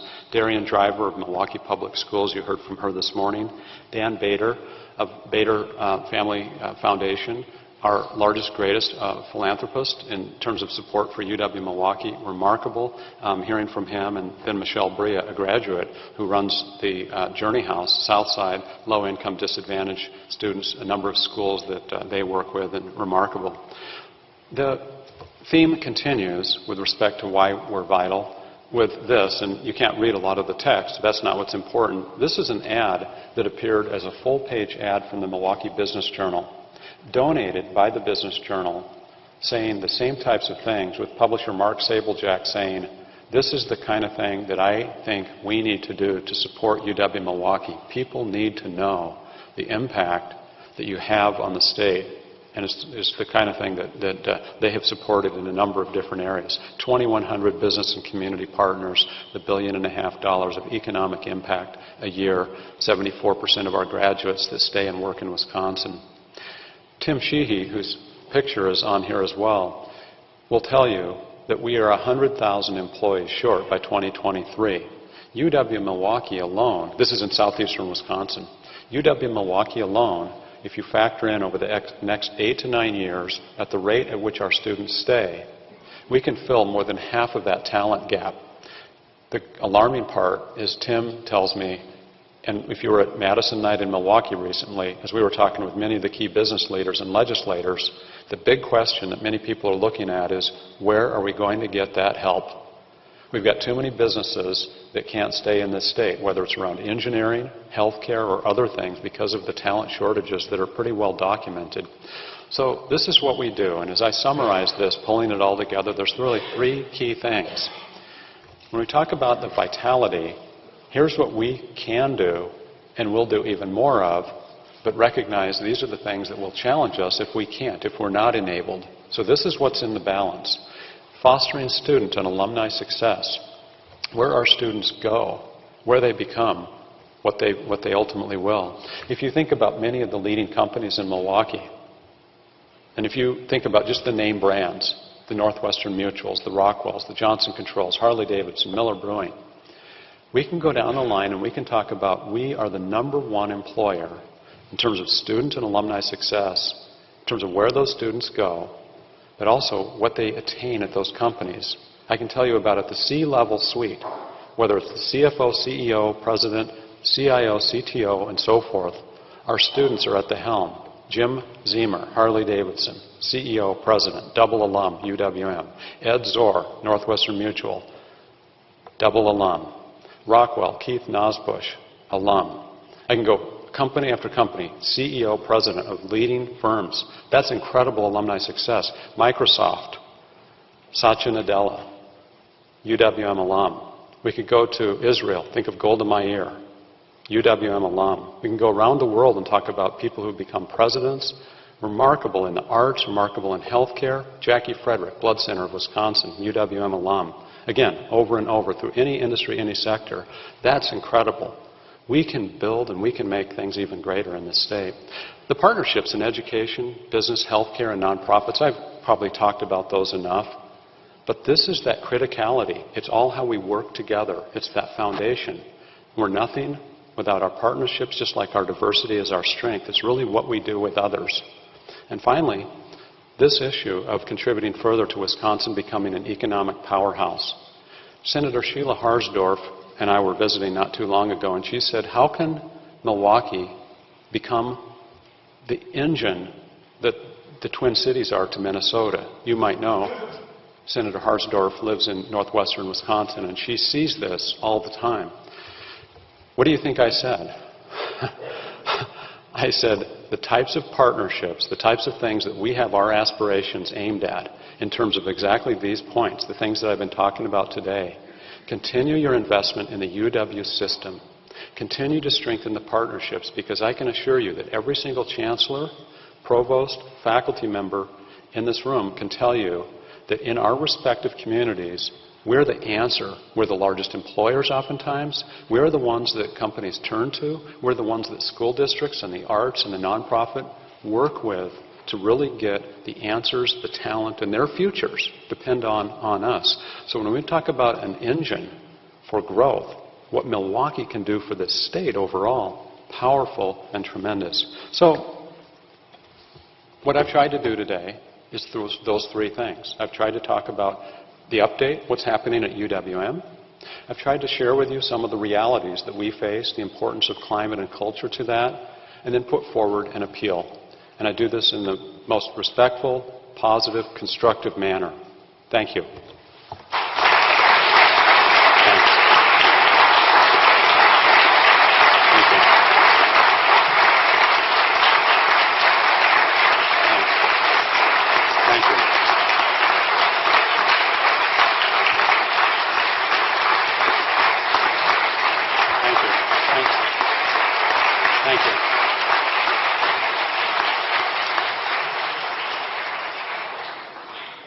Are there any questions? Yes. Great presentation as usual. Thank you. The last portion, you spent a great deal of time showcasing the kind of business community support that UW no doubt maintains. As we move forward beyond next week into next month and next year, what kind of guidance would you give us as a board as to how we mobilize the business community to articulate the value and the partnerships that each one of our campuses maintains? Thank you, Regent Peterson. The question, if you didn't hear, is how can we mobilize further business support as we go forward? I think some of the things that we're doing with the leadership of several of the regents, and especially President Cross, in terms of reaching out to the business community, have been a great start, and we need to build on that foundation. We've got key leaders in the associations of commerce and in the communities, the types of things that are happening in Whitewater, the types of things that are happening in Green Bay, Oshkosh, Milwaukee, a number of other cities. I'm sorry, I can't speak as well to the western and northern parts of the states, but I know we've been galvanizing our respective communities. We need to build a coalition of them and think both short-term as well as 17-19. I think many business leaders are pragmatic, and they're talking about this, and frankly, I work with virtually all of them in this community, and there's as you know, they're in different views and different perspectives. And like many of us, they see both sides of this.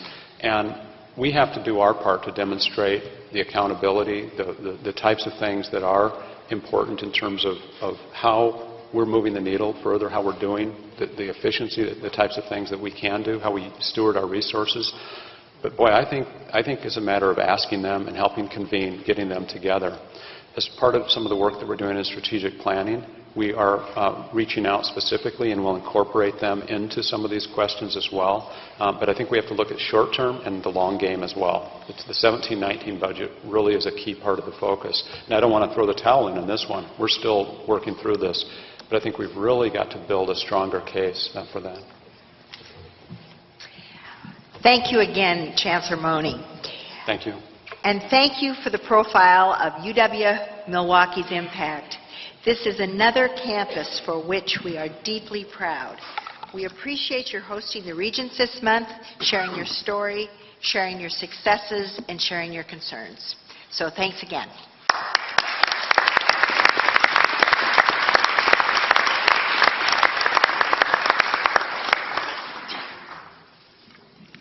Next, today we turn to President Cross and our UW System Administration team to provide an overview and analysis of the Joint Finance Committee's UW System budget motion approved a week ago.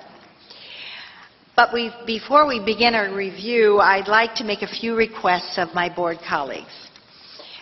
These are guidelines, so to speak, so that we can get to the end of this rather lengthy material without getting lost in parsing.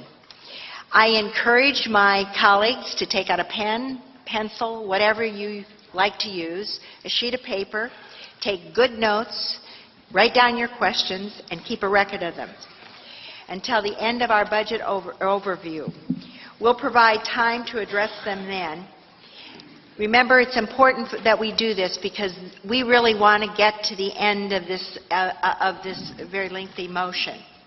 I'd also ask that you direct your questions to the system staff and reserve the questions for our chancellors at a later date. Today's analysis is our best current review of the budget motion as we understand it at this point in time. It has not been put into statutory language, so further analysis and understanding of what comes next will be crucial. I would also like to thank our fine chancellors for all their efforts to keep their campus communities, this board, and other stakeholders appraised of the budget's impact. Communication has been steady through meetings, forums, emails, blogs, and dedicated budget website. We know that very soon, with the full legislature's action, we will have a final picture on our budget reduction and the Chancellor's plan to address those reductions. Lastly, I'd like to very much thank President Cross and his staff for the literally months of work, 24/7. They have invested, and in particular for their efforts to significantly reduce by 20% this budget reduction. I've left my comments on the reductions brief because today we want to devote as much time as needed to our review of the Joint Finance Committee's motion. I'll turn the floor over to President Cross. President Cross? Thank you, Regent Vice President Milner. Good afternoon, everyone. Let me start by thanking you and President Felbo, who has left, and all our regions for the time and effort you put in to try to work with the legislature, in particular about this budget. It's been almost exactly 5 months since we first officially reviewed the details of the governor's proposed budget. Much like we did at the board meeting in February at Madison, today we'll share with you some new analysis just days after we learned the latest budget developments, decisions, and details. This time we have the benefit of several conversations with legislators as at least a background. We still face challenges and difficult decisions, but I also think we're positioned to look toward the future together. I believe it's imperative that we do that we look to the future. And I'll share some thoughts on that topic later today. But first, it's important that we get to this omnibus motion and have a thorough review of the motion that has been approved. And I want to just echo a couple of points that Regent Vice President Miller noted, that we have yet to see and analyze statutory language. We're looking at a motion language which attempts to guide and instruct the Reference Bureau as they craft the language. And the second point I want to make, so we're going to keep that in mind, the second point I want to make is that the next time we meet, the budget will have been approved. At that time, we expect to provide you with much more detail of what we understand it is and how our chancellors and institutions will move forward. But before we get too far ahead, I'd like to invite David Miller, Senior Vice President for Administration and Fiscal Affairs, Associate Vice President of Finance, Julie Gordon, and General Counsel Tom Stafford, to give us an overview of the elements of this motion as you've been studying it and your analysis of that. Lastly, after they do that, I'd like to come back after the question and answers and close with some thoughts. So at this point, David, Julie, and Tom. Thank you, President Cross. We've been asked to provide highlights of the items in this motion that have concerned the board in the past few months. Rest assured, we're not going to provide every detail. We are going to try to focus on those things that you have asked us about in previous meetings. So let's start with item 1. If you have what is called the omnibus motion in front of you that was at your place this morning. It is a sweeping item that modifies the governor's bill to eliminate the change to become a public authority and all related statutory changes that would have created the authority and associated funding shifts. It includes eliminating the proposed CPI annual escalator in state funding. It maintains the UW system in the state pool for municipal services. It maintains the State Lab of Hygiene and Vet Diagnostic Lab with the University of Wisconsin system and associated funding, and restores other funding which we will cover. Thank you. Julie? So I will be covering several items, several motion items that relate to funding, specifically items 2 through 9. There is a table at the back of the motion that summarizes all of the funding changes included within this, and I should say right away, I recommend that you not look at that. It does conflate and kind of blend together funding from multiple agencies. So you will see funding from the Higher Educational Aids Board, Department of Natural Resources, and I fear if you wade into that, you may not come out the other end. So item number 2 in the motion reduces the proposed base budget GPR reduction of $300 million in the 15-17 biennium to a $250 million biennial cut. The motion also requires that we distribute that $50 million in relief to the UW institutions most impacted by the cut. We are working on what that methodology might look like, which you will see as part of the budget presentation next month. However, as we've noted in the past, the full proposed cut was significantly more than $300 million. In addition to the GPR base reduction, there were unfunded costs related to fringe benefits. The governor's budget included $21.3 million in one-time funding for those fringe benefits.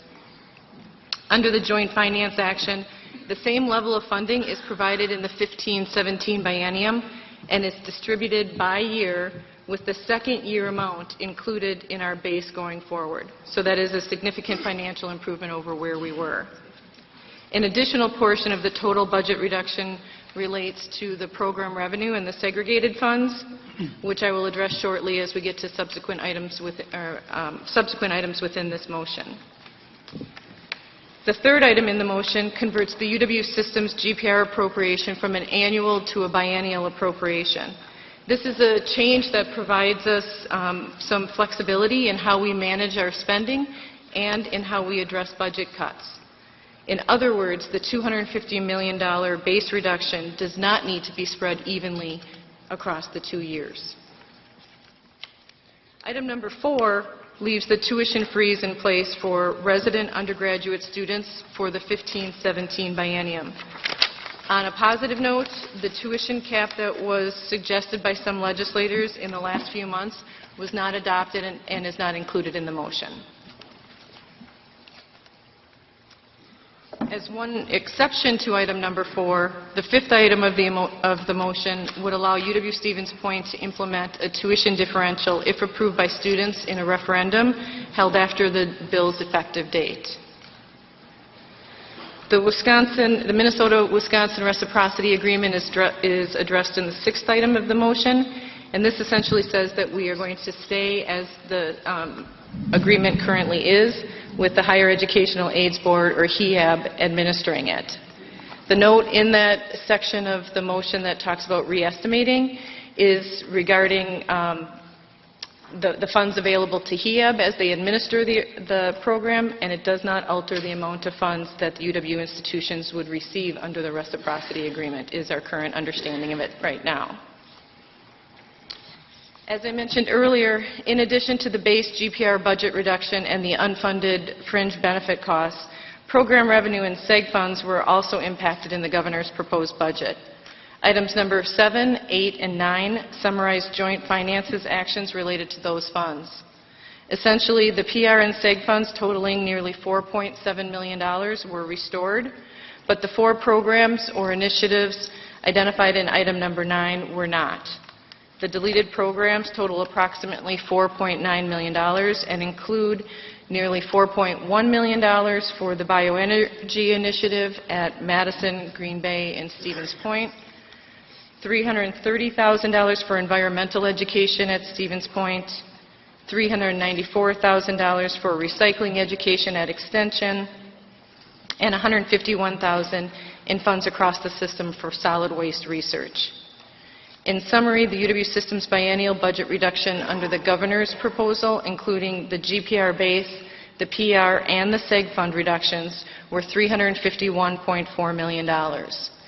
As a result of the smaller GPR reduction and the restoration of the PR and SEG fees, or SEG funds, the biennial budget reduction is now $296 million. In addition, fringe benefit costs that were provided on a one-time basis are now included on an ongoing basis within our base budget. Numbers 10 and 11 work together. The Board of Regents will continue to submit biennial compensation plan requests to the Legislature's Joint Committee on Employment Relations through the Office of State Employment Relations. However, the motion provides a new tool long sought by the university, which is the ability to make individual compensation adjustments from existing resources based on merit. Existing law limits this management tool to only 3 more restrictive measures to correct inequities, reclassifications, and competitive factors. This new tool will give chancellors, university administrations significant new management authority to award compensation from base resources. Item number 12 was discussed at some length this morning in the Education Committee. This is the repeal of Wisconsin Statute Section 3613, which is this tenure statute. As I think we've all heard, legislators have indicated their intent that the board place tenure in board policy. And the board has expressed its commitment to tenure a couple times, certainly over the past few months, more than a few times.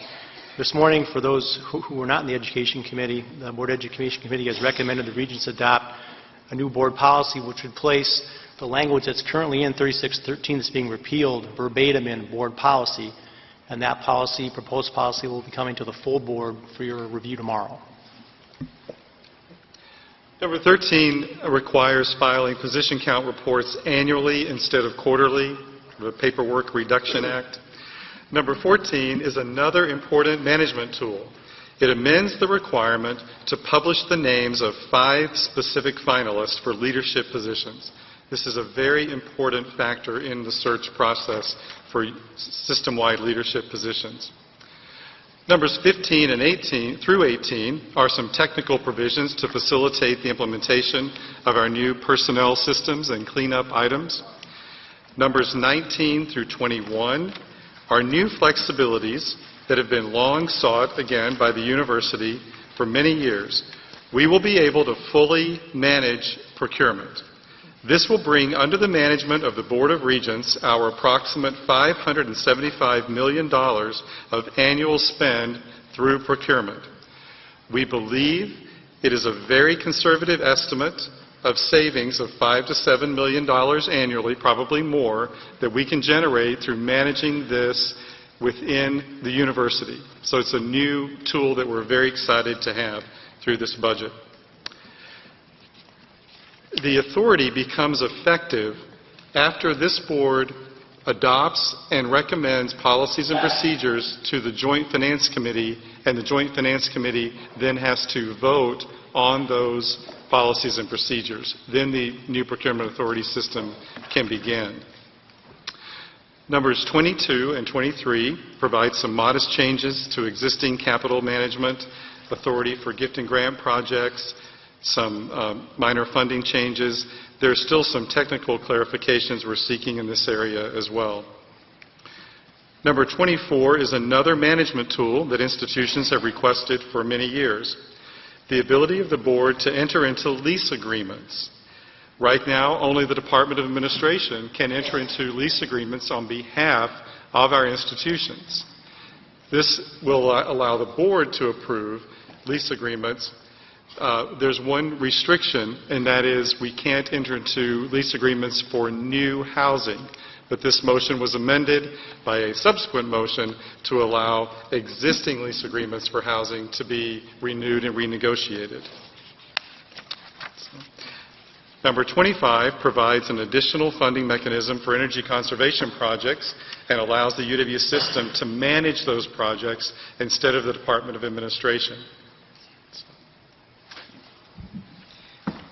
Number 26 is another flexibility that we have sought for a number of years, and welcome the ability to now manage our own and invest our own funds in a number of areas.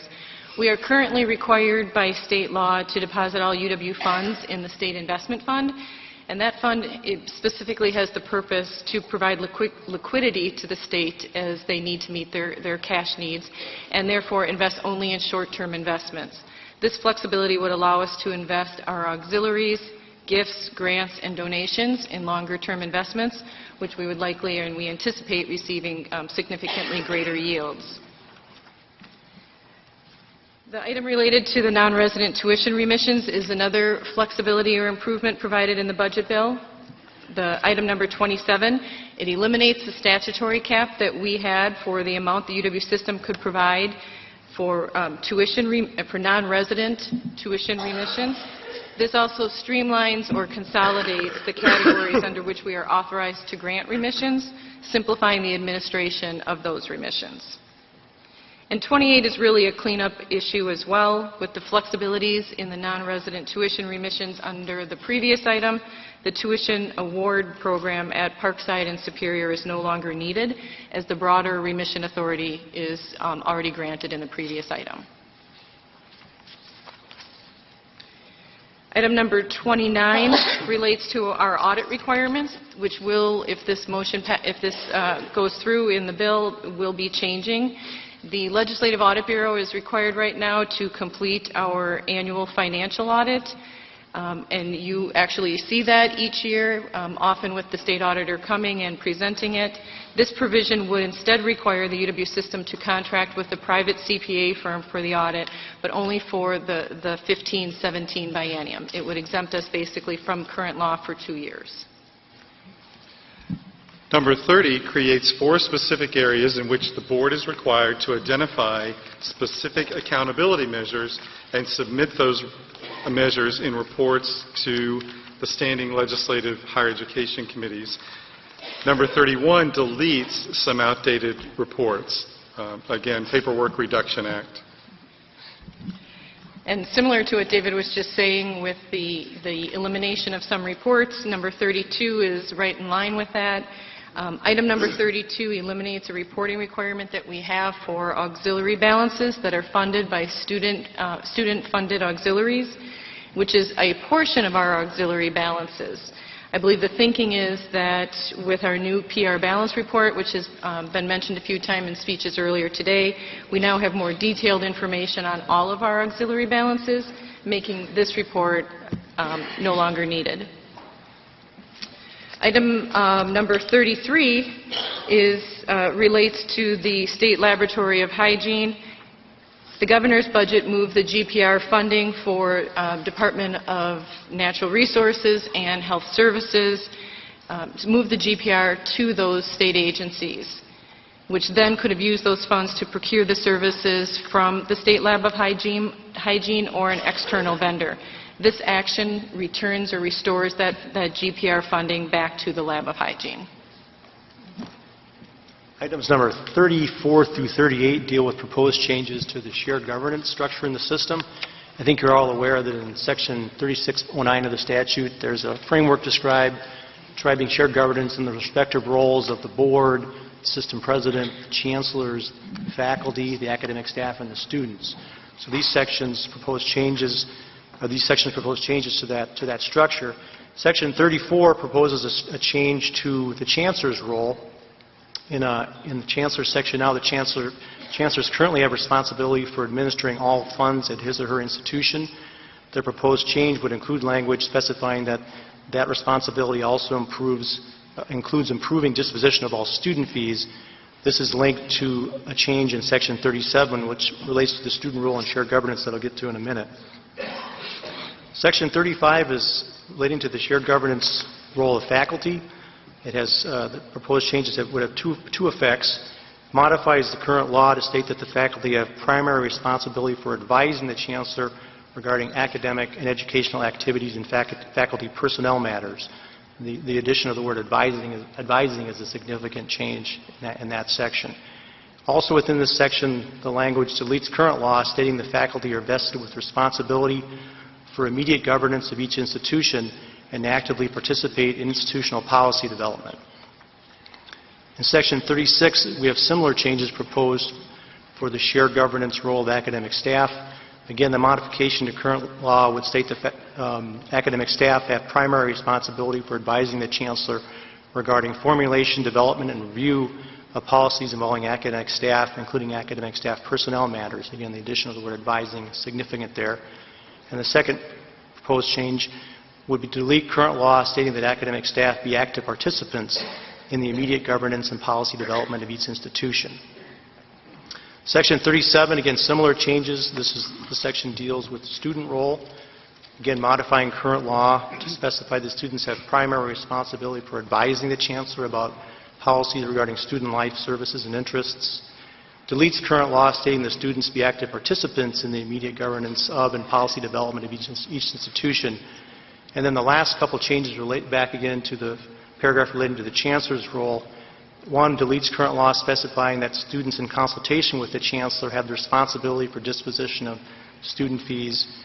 And the change is that the students now have responsibility for recommending the disposition of certain student fees subject to the chancellor's approval. And then the final section dealing with shared governance adds a definition to the general shared governance section in the statute, stating that the subject to language that is used in the faculty, academic staff, and student shared governance sections is defined to mean subordinate to. The next section deals with layoff due to program or budget decision. This is relating to Section 3621 in state statutes. The current framework requires the Board of Regents, as a prerequisite for laying off faculty, to declare a financial emergency at a particular campus. And that's the prerequisite before faculty layoffs can occur in that campus.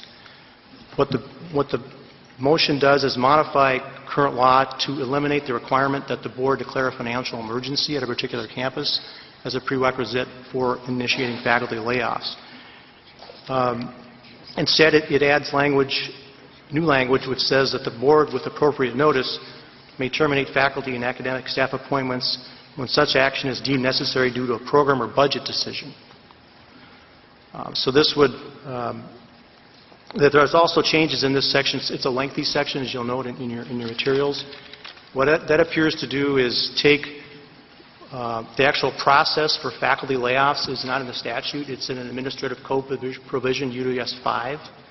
And so the motion, again, I'll qualify this because we're not quite sure how it's all going to look and we need to see the language at the end. but it appears to remove from that code section the process for arriving at a declaration of financial emergency, because that, again, appears to be stripped out in the statute as well. So those changes take that out of the code section, but they retain in the code section the considerable due process procedural protections in that section that are available to individual faculty who actually challenge their individual layoffs. So that's what that appears that does. It's a little unclear in the motion whether the intent is to include all that language in the statute or to actually direct that the code provision UWS 5 be changed accordingly to what they have in the motion. As President Cross alluded to this morning in the Education Committee meeting, it's likely that the board will need to define through board policy some sort of procedure that will determine when it is appropriate for the campus to actually initiate faculty layoffs, sort of replacing what has been taken out in the code and as we think it has been taken out. So that would be a procedure for determining when faculty layoffs are necessary due to program or budget, putting some flesh into the bones of what that is going to mean. This would be certainly a collaborative process, would involve shared governance. And again, these are some things that President Cross alluded to this morning in his comments in the Education Committee. I think it is common practice in other public universities, I just offer this up, to require that the governing board actually approve campus layoff plans before they are implemented. And I've got the next one too. Yep. That's why you're looking at me so intently. All right, so continuing on, number 40, this has to do with changes in the indefinite academic staff appointments.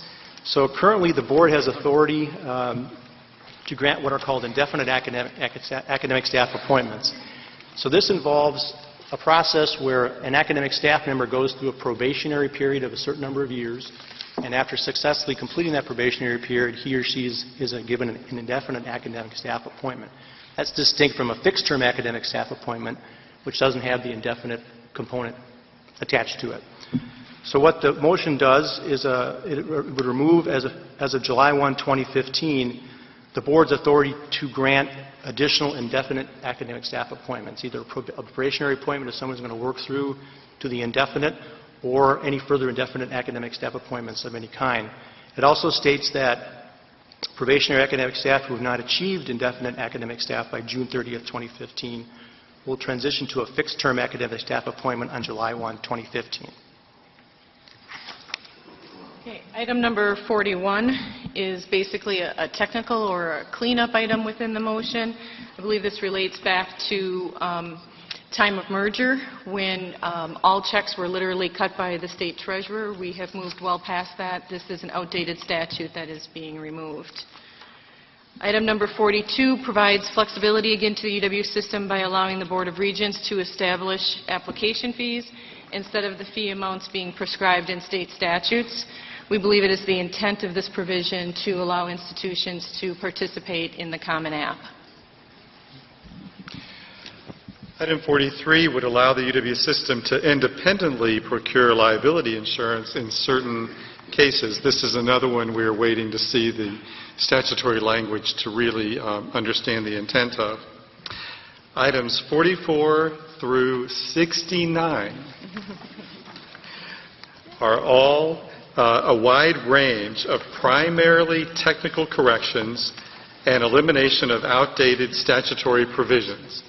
So I will give just one of those as an example. Number 63, if you would look at that one, please. About 15 years ago, as the whole country was moving to eliminate Social Security numbers as personal identifiers, a state law was enacted to prohibit the use of Social Security numbers as a student ID. We have long since fully implemented unique student identifiers, and the state law has become obsolete. So the removal of the law by no means means that we're going to now use Social Security numbers as a student ID. We use big long numbers now. But that's an example of what 44 through 69 is. Obviously, if you have questions, if any of those are interested of you, when we get to questions, we'd be happy to address them. So we're at number 70. Number 70 is the last section in the motion. This has to do with additional charter school authorization.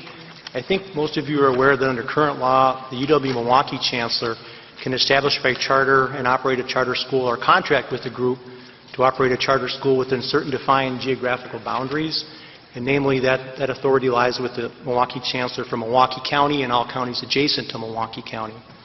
And the UW Parkside Chancellor also has very limited chartering authority to a geographic area close to her campus.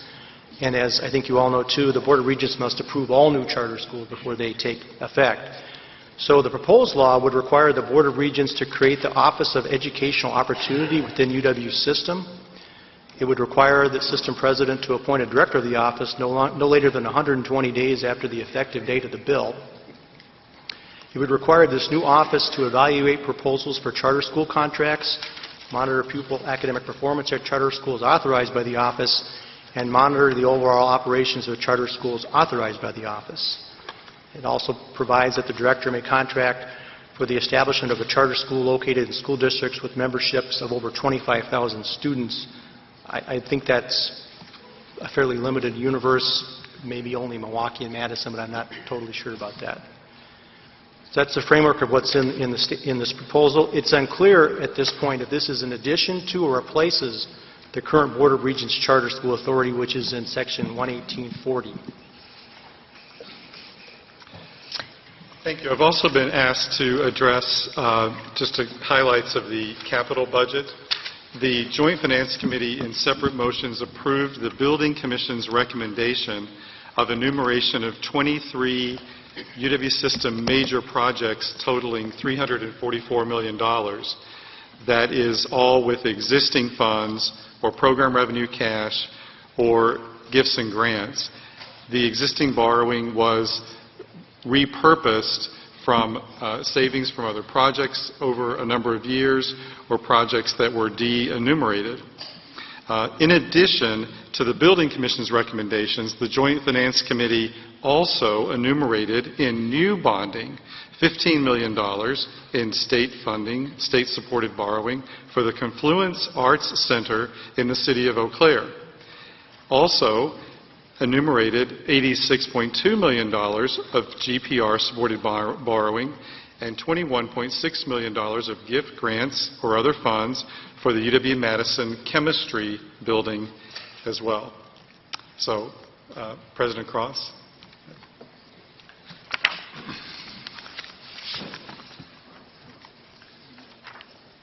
All right, we're going to move into questions. Have any of you got any questions? Regent Bailey? Dave and Julie, let's go back for a second. Let's talk a little bit about the actual fiscal impact of the joint finance motion. You described, 3 areas of funding. Can you just delve into that a little bit deeper? And then also talk about how that changed through the process. So I asked Julie to re-summarize that. So probably the most... particular number that you referred to in that one? What number is that again? Oh, it's 2 through 9. 2 through 9 kind of covers all of the fiscal impacts, or the majority of them anyways. So the most straightforward piece, if we kind of break this up into 3 categories, is the base GPR reduction, which was changed from $300 million over the biennium to $250 million over the biennium. There is also a fringe benefit component of it, of unfunded fringe benefits. The way the governor's proposal was put out was that we would receive one-time funding of $21.3 million. That would have come in the second year. That is now going to be distributed over the 2 years. This is an improvement for the university system, as those funds now in the second year carry over in our base and are part of our base on an ongoing basis. And that would be the $13.3 million that would be in our base going forward. The third piece that I mentioned is related to the program revenue and SEG funds that we receive. That had a number of items that were removed in the governor's proposal.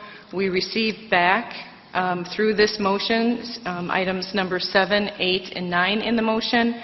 $4.7 million was restored. We continue to have deleted $4.9 million, which is identified in item number 9 specifically.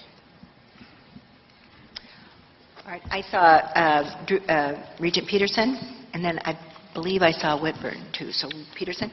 Great. I think this is for AVP Gordon. When I visited with senators regarding confirmation, several raised the issue, so this would be motion 2, several raised the issue of funding distribution of the base cut, the $25 million base that's being targeted, and how it'll be spread across those campuses that are most in need. My response as a board was that we were looking at that, but could you give us a better sense of how you envision us thinking about distribution? Would you like to address that, President Cross? Sure, I'll be happy to. I think the language, and Julie, you can correct me, I think the language in the last sentence in paragraph 2 or item 2 uses the phrase most impacted. Is that correct? Yes. So it's our challenge to determine which campuses, which institutions are most impacted. We are looking at that, and I believe, as David mentioned earlier, that we will come back to the board with how we look at that in collaboration with the chancellors and others. What does most impacted mean?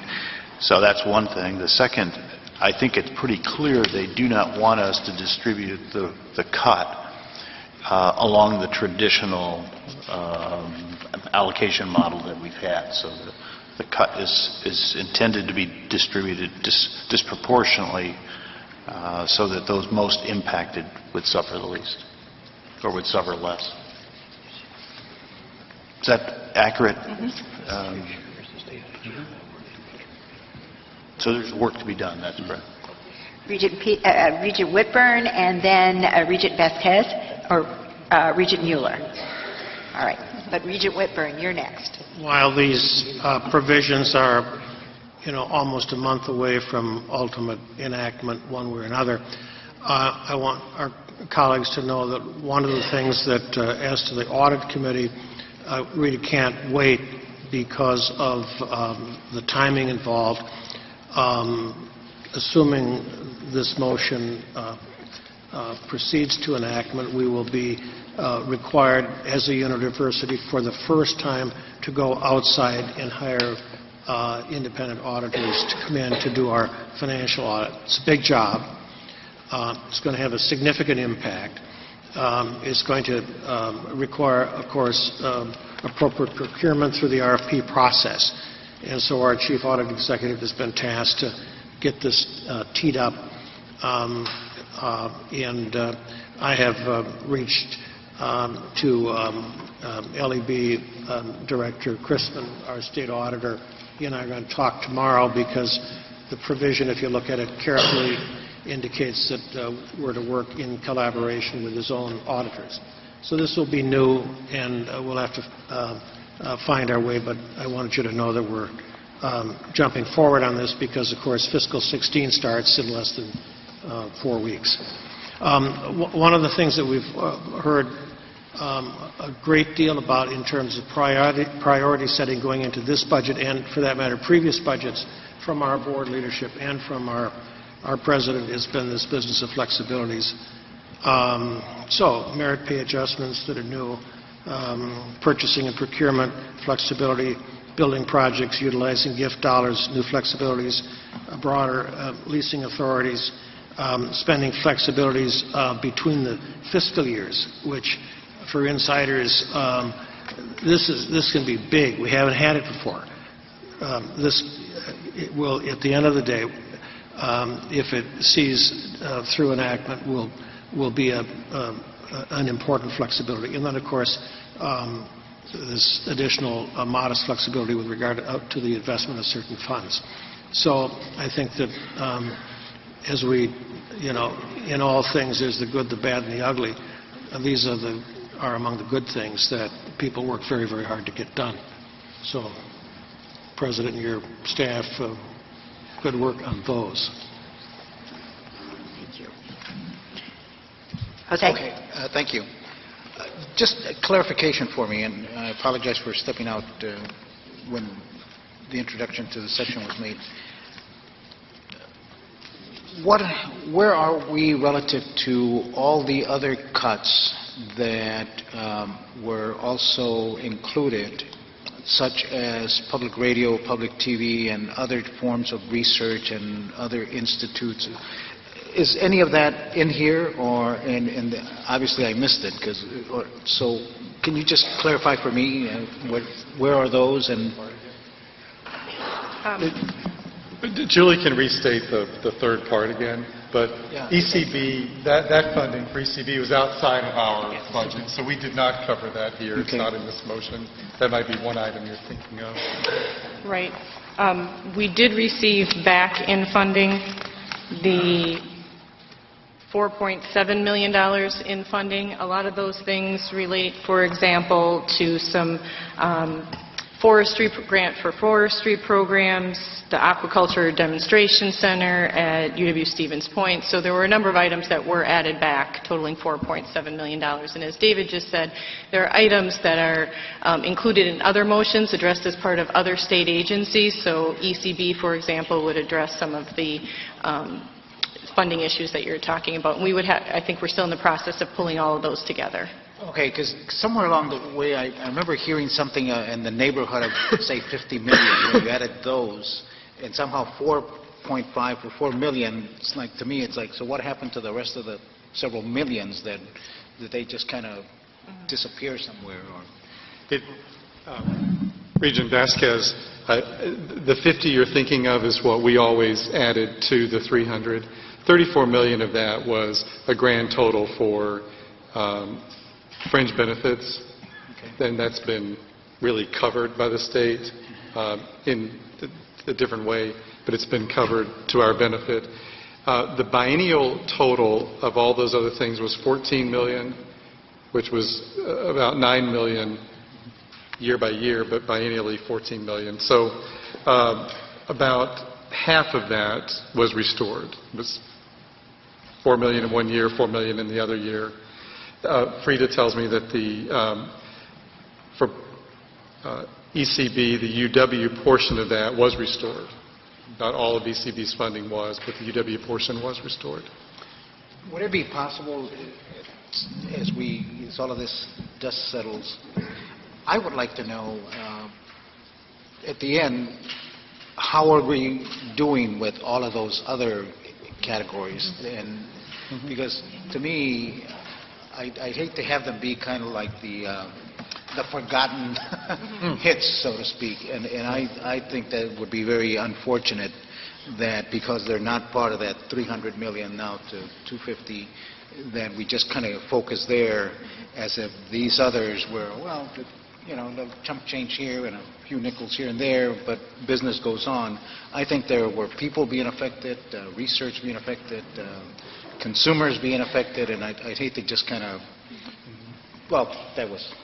Yes, and as President Cross said in the opening, this motion is all we have to go on right now, and by the July meeting, we will have a full accounting for you of all of those once we have statutory language and then final action on the budget.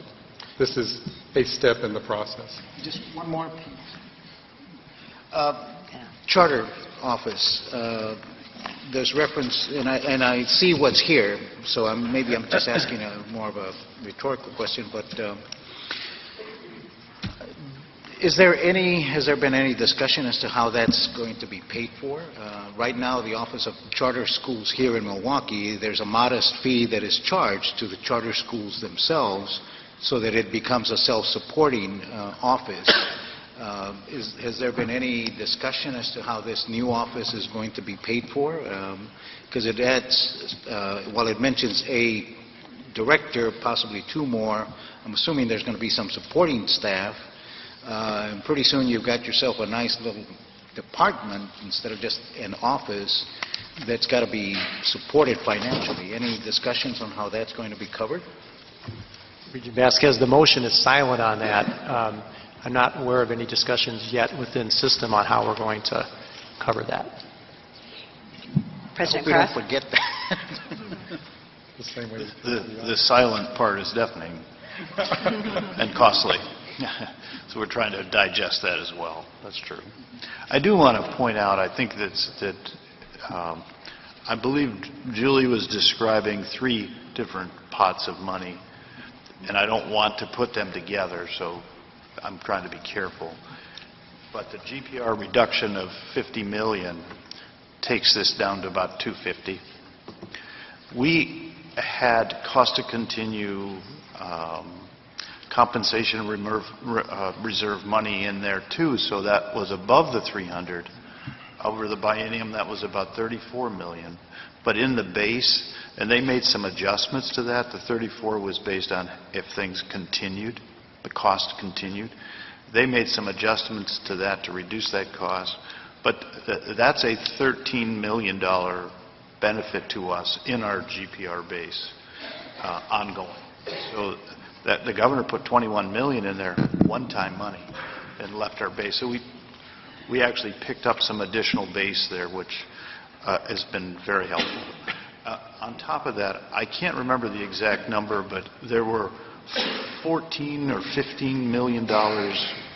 There was about $14 or $15 million of projects that were either SEG fee funded or program revenue funded. The Wisconsin Bioenergy Research Activity being one.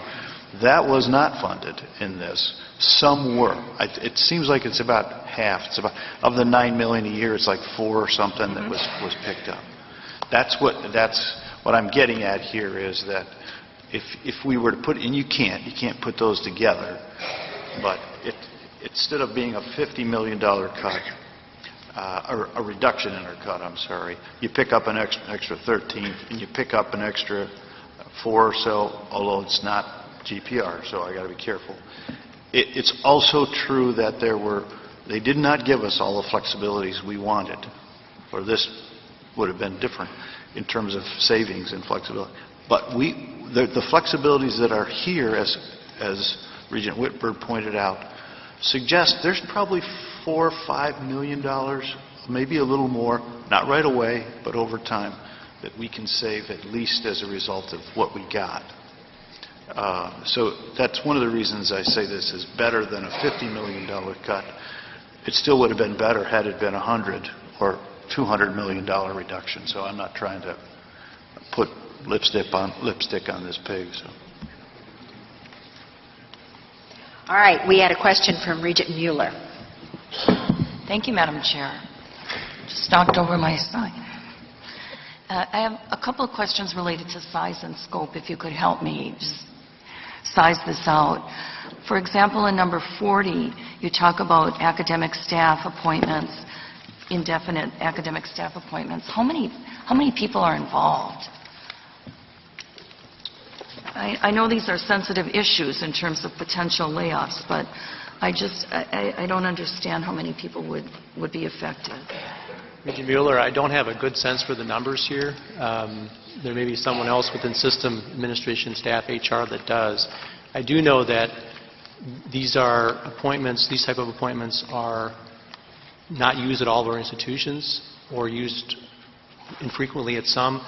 I think it's fair to say that they're probably the most used at UW-Milwaukee and UW-Stevens Point. All right, I have a related question then in terms of, again, the sensitive issue number 39 on change to the layoff policy. I thought that most faculty and academic staff sign a contract and there's a potential for a 6-month payout or some sort of severance pay if employment is terminated. Is that still the case?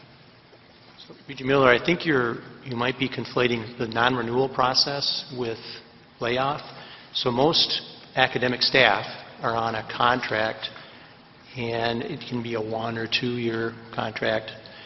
And if the decision is made to not renew that contract, then there's a notice period, depending on how long someone's actually served in the role, that's required ahead of that actual separation and not renewal of the contract. So I think that perhaps is what you're thinking of, which is different. If the contract is not renewed for financial reasons, would the provisions of protection kick in? Right. So a contract non-renewal, the individual with the contract completes his or her contract. A layoff is different because the layoff occurs in the middle of the contract period. You don't complete your contract. So they're sort of two different concepts with two different sets of procedures and rules and rights and process that apply. All right. One final question, Madam Chair, and this relates to policy. David, number 22, which is about the building, the gift and grant-funded building projects, you said characterize these as modest changes. And this was something that we had been hoping for a long time. The changes are not as sweeping as we had hoped. The reason I used the word modest, and you picked up on that, is currently the board has authority to do gift and grant projects, but only up to $500,000. This allows the board to do projects that are gift and grant funded for any amount of money. There's a brand new condition inserted that is, if the gift or grant is given only and expressly for the purpose of a building. So that would prohibit the use of general fundraising to then be used for a building. So that's a new wrinkle, and that's why I described it as modest. It's a step backwards, actually, from the authority that the board has now. Just a minute. Regent Purith. Thank you. So from a student's perspective, there were two items that will clearly impact students that I just wanted to clarify. With number 42 and application fees, if I'm understanding that correctly, then the application fee would just be the same for undergraduate and graduate enrollment? I think that's another one of the provisions that we are still seeking some clarification on the language with the way it's written regarding the uniformity piece that's written in that provision. So we are still seeking to clarify that. Thank you. And then the second one would be with number 63, and I know you touched on this with student ID numbers, but is this just deleting language that is really unneeded, and are Social Security numbers still collected then?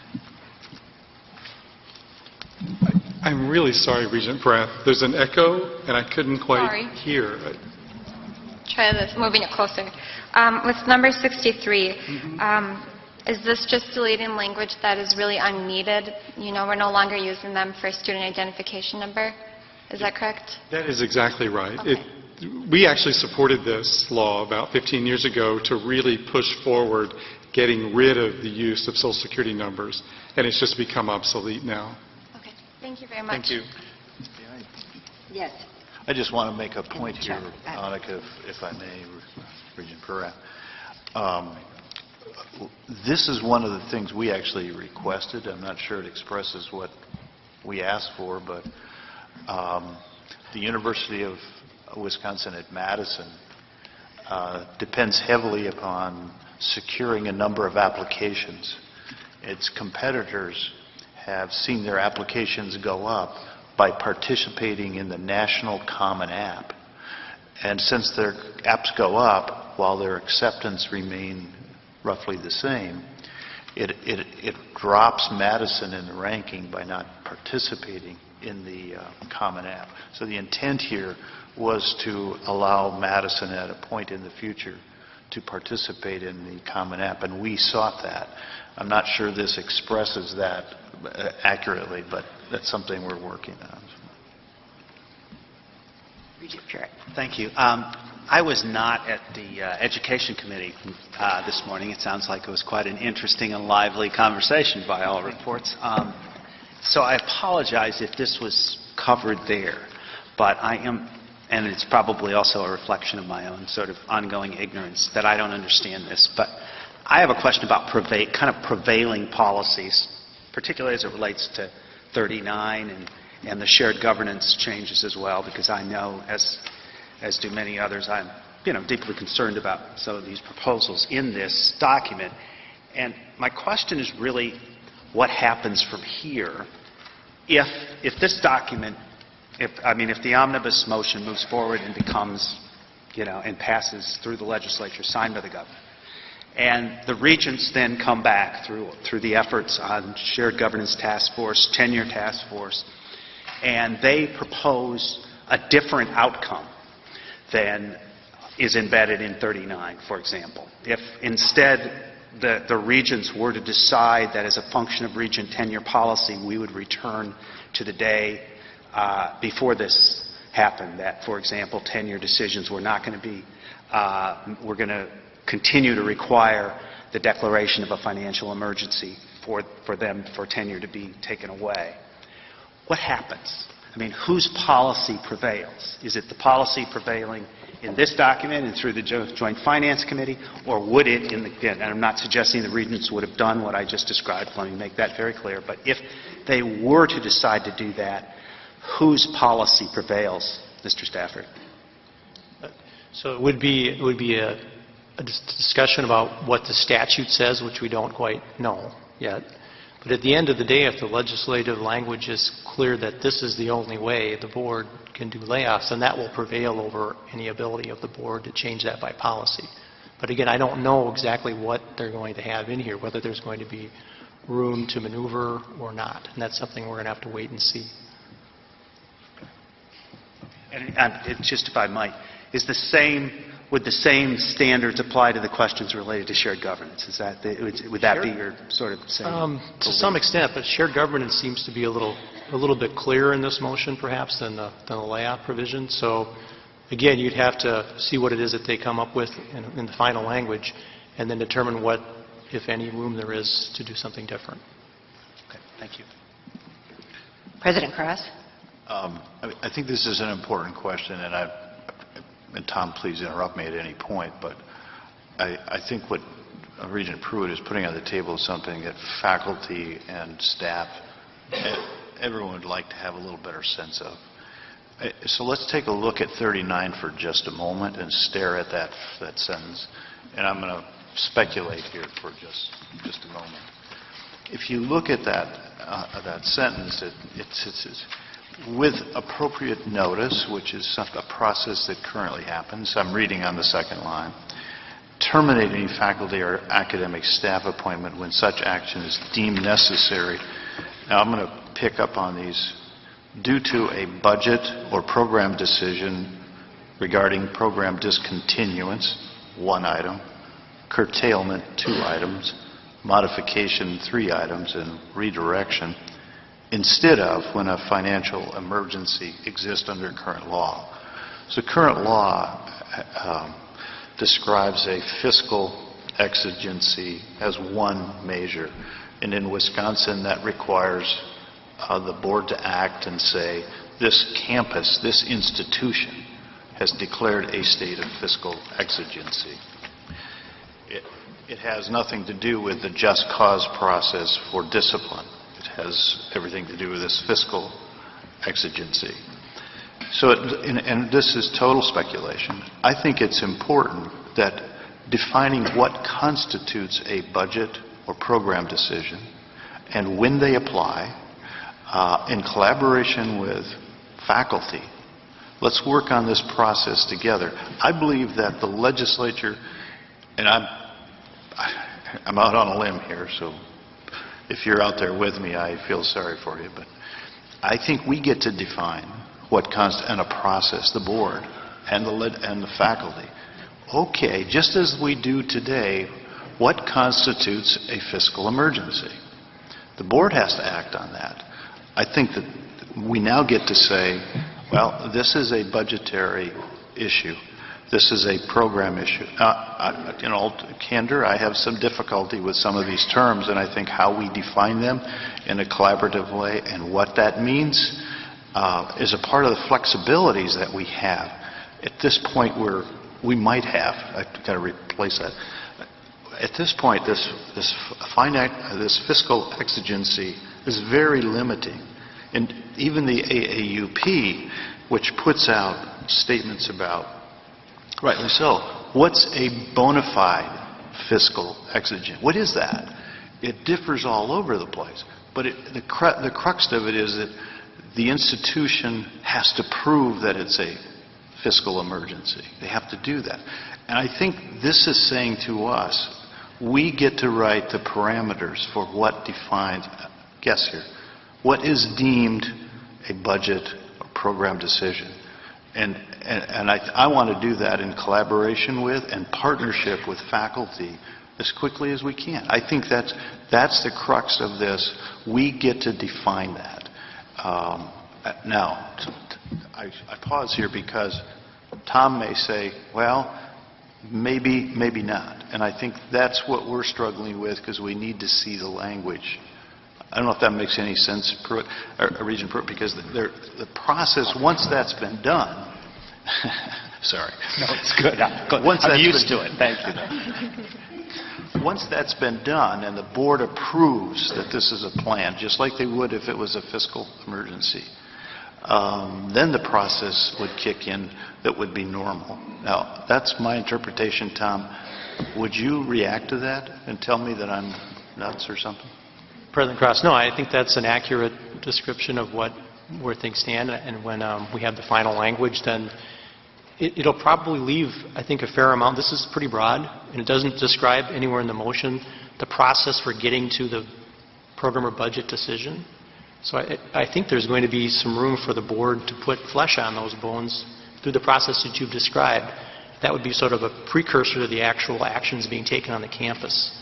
So there'd be some considerable oversight and some boundaries and understanding of what that all means.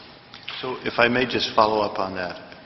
If I were a faculty member reading this without background knowledge in terms of what that might mean or how it's currently done or how it's done elsewhere, one might say, goodness gracious, they could just arbitrarily lay us off at will.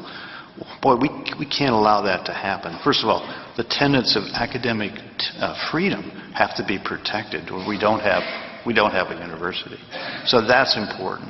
The second part is we have to have a legitimate, agreed-upon process that is rigorous and allows the board to say, I don't think this plan is legitimate, nor do we have a bona fide problem here. I think that's fair.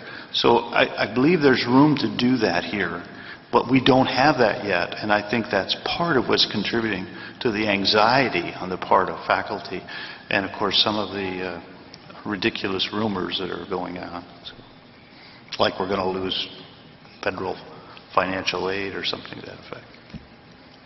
Mark? Thank you.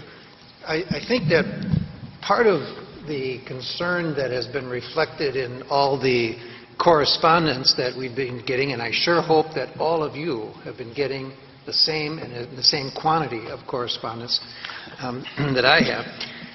I think the one concern is we can say we would adopt policies that would provide all of these assurances and protections, but that if this language ends up making its way into state law, the fear of the faculty members is what will a future system administration do? What might a future Board of Regents do, which may not be as conscientious as this Board of Regents or this administration?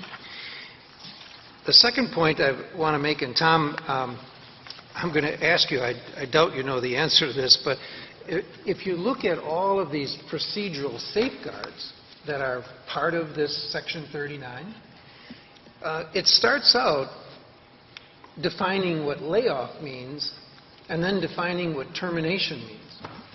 And as you read through some of these procedural safeguards, which I think are quite nice and quite reassuring if I were a faculty member, most of these safeguards are for people who are being laid off. And the word being terminated is not there all the time.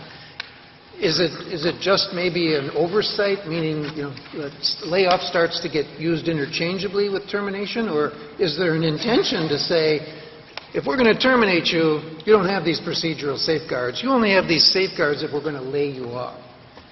Regent Bradley, that's interesting, and I don't think that's what's going on here. In the current code provision that this is taken from, there's a definition of termination and definition of layoff, and they have slightly different connotations. You're kind of in layoff status at a certain point, and then termination is the actual separation from service. So those are defined. What this really is, if you pull out the current UWS 5 code, what this is it removes from that code the sections that deal with how we get to the declaration of a financial emergency. So there's a process on campus in the current code, and then it goes to the board, and there's a process there.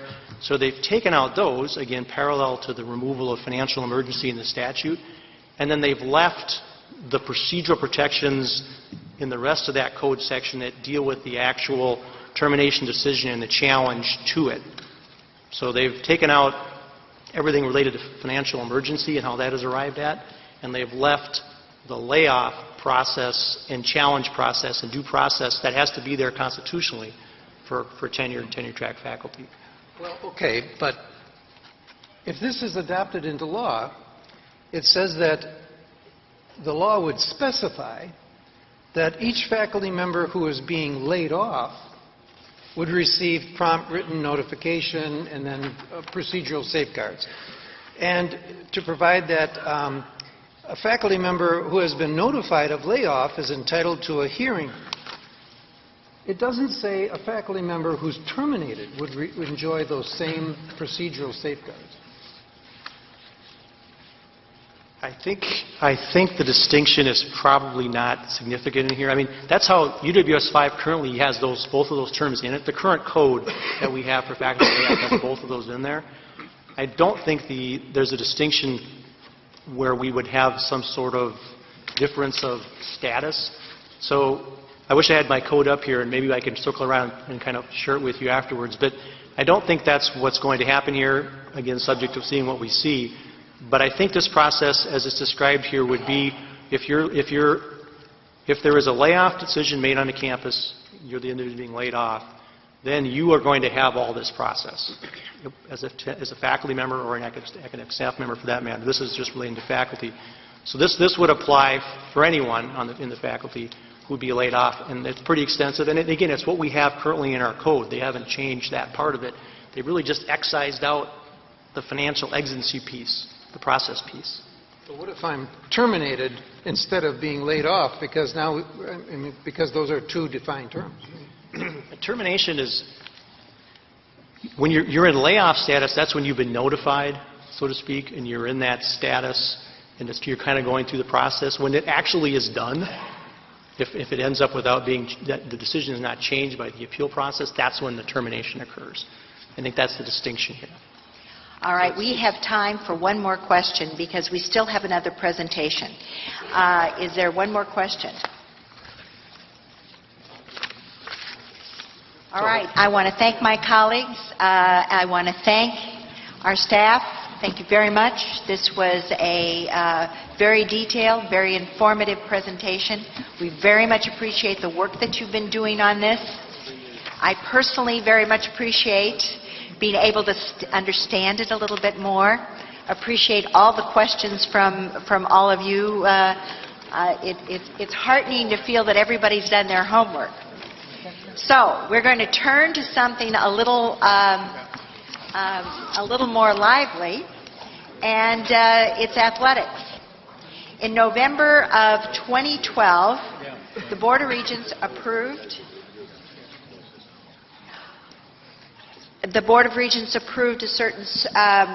approved a new reporting guidelines, and I would appreciate if our Director of Athletics got on deck while President Cross sums up for us. President Cross? Thanks, Regent Milner. I want to close this conversation today with a few thoughts, and I want to impress upon you, if I can, this is not just about where we are. It's about where we're going. When Chancellor Telford talked about higher education being an optimistic entity, an enterprise, that is so true. And yet we often find ourselves discussing where we are, not as often talking about where we're going. So I really want to acknowledge that we're in a time of great concern about the future of higher education in this state, and people are anxious, and for some good reasons. This is not frivolous stuff. This is serious stuff.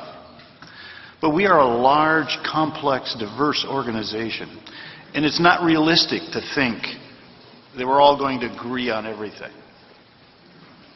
My wife and I don't agree on everything, on most things. However, and I want to emphasize this, I believe we can agree on how to go about our work. That's the value of shared governance. At the end of the day, we are all yearning for a future Wisconsin that's not repeatedly and always focused on how to defend our budget, but rather on how together to craft a budget that helps us improve the lives of the people of the state. It's not just about us here in this room or in higher education. It's about Wisconsin families. I'm thinking of a family whose father has lost his job or actually fears losing one. His wife is battling breast cancer.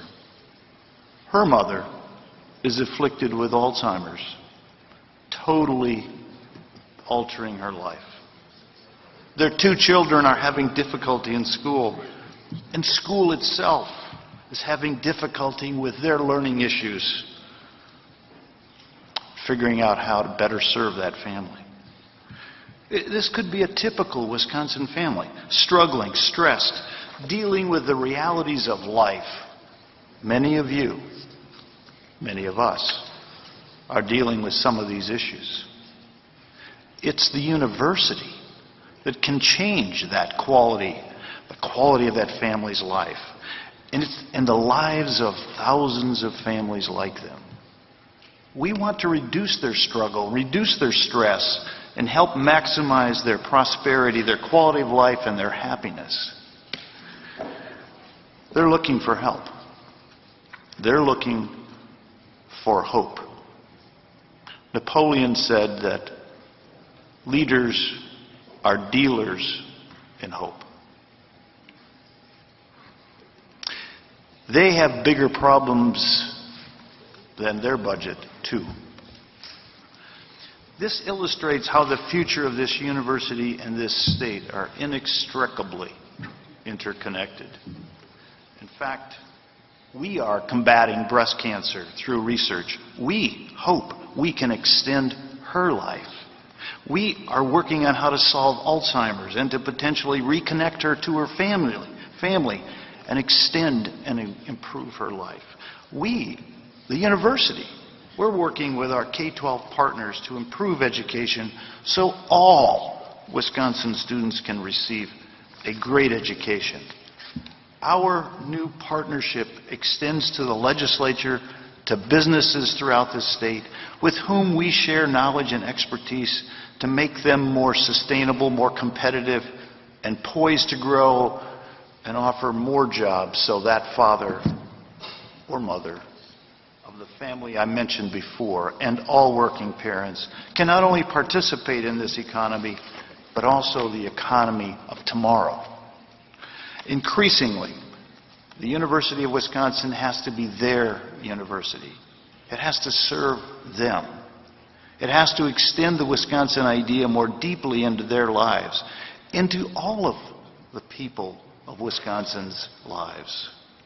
I completely understand that we have an obligation to seriously tackle this issue and these challenges right now before us. However, we also have to have hope that we can build a better future.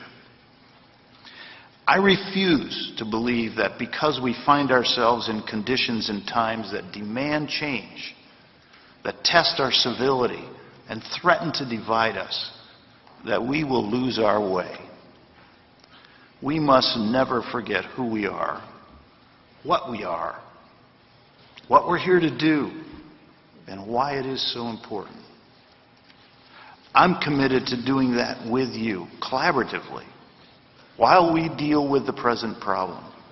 I look forward to continuing to work with everyone in this room on this campus and at each and every one of our institutions throughout this state. We must rededicate ourselves to our mission. That is the only way we can move toward a more successful budget in the future. The people of this state must see us as a partner, a valued partner in their lives.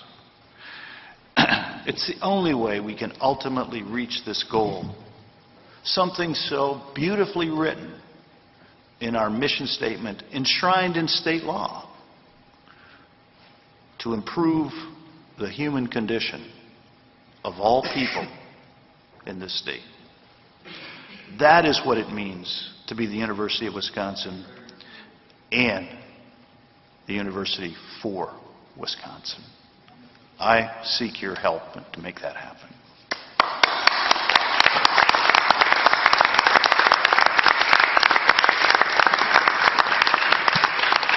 Thank you, President Cross. Those are strong and good words. And sitting around this table are regents who will continue to serve this institution, to serve the students, the faculty, the families. They're going to send their children to school. This is an important time. It's a time that's going to require direction and courage. I want to thank my colleagues for the questions, for the work each and every one of you have been doing over the last months. And now let's move on to UW Athletics. Thank you.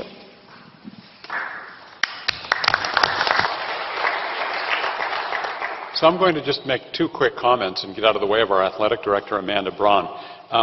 What I want to mention is how important athletics is in the context of all of those big five areas. Oftentimes we think of athletics in terms of the role either with students or with your brand and visibility. But I want to share that you're going to hear today exactly how athletics contributes in so many different ways to our campus. And I also want to mention a little bit about our athletic director, Amanda Braun, and what she stands for. I think it's just vital that you know, because you'd never hear this if you didn't know Amanda and didn't work with her, and I have that pleasure and opportunity. She really stands for a number of great things. And what's different about athletics at UWM with her leadership is how she stands for performance on and off the field. She recognizes the importance of student achievement and helps us uphold that. There's a great foundation of stewardship and accountability, as well as a positive culture that she has brought to athletics. So with that, I want to introduce our athletic director, Amanda Braun.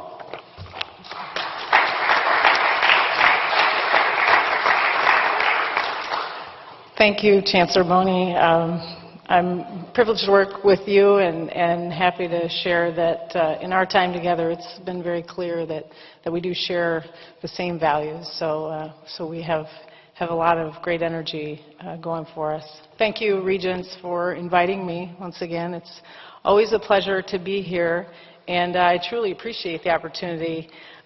This year, 2014-15, was another really successful year for Panther student-athletes, coaches, and staff, as 10 of our 15 teams finished in the top 2 in the Horizon League in their respective sports.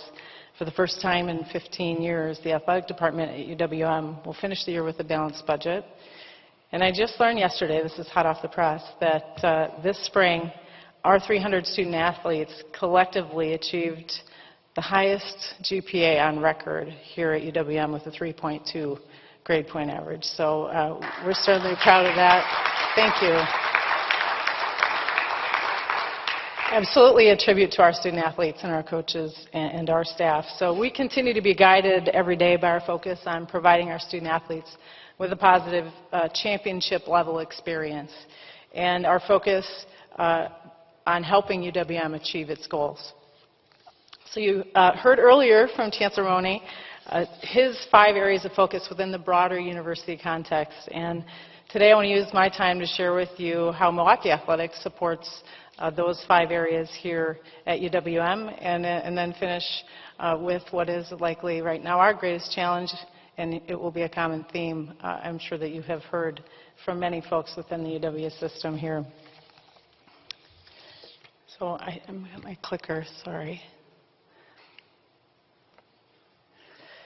So student-athlete success and research, because we submitted this earlier this week, that first bullet 28 consecutive semesters. It's actually 29 now. So we're into our 15th year consecutively of achieving a 3.0 grade point average across our student athletes, and we're really proud of that. One of the statistics that we're most proud of, and we have so many of them we could share, is that second bullet, and that's actually supposed to be 74%. 74% of our freshmen in their first semester here at UWM achieved a 3.0 or higher.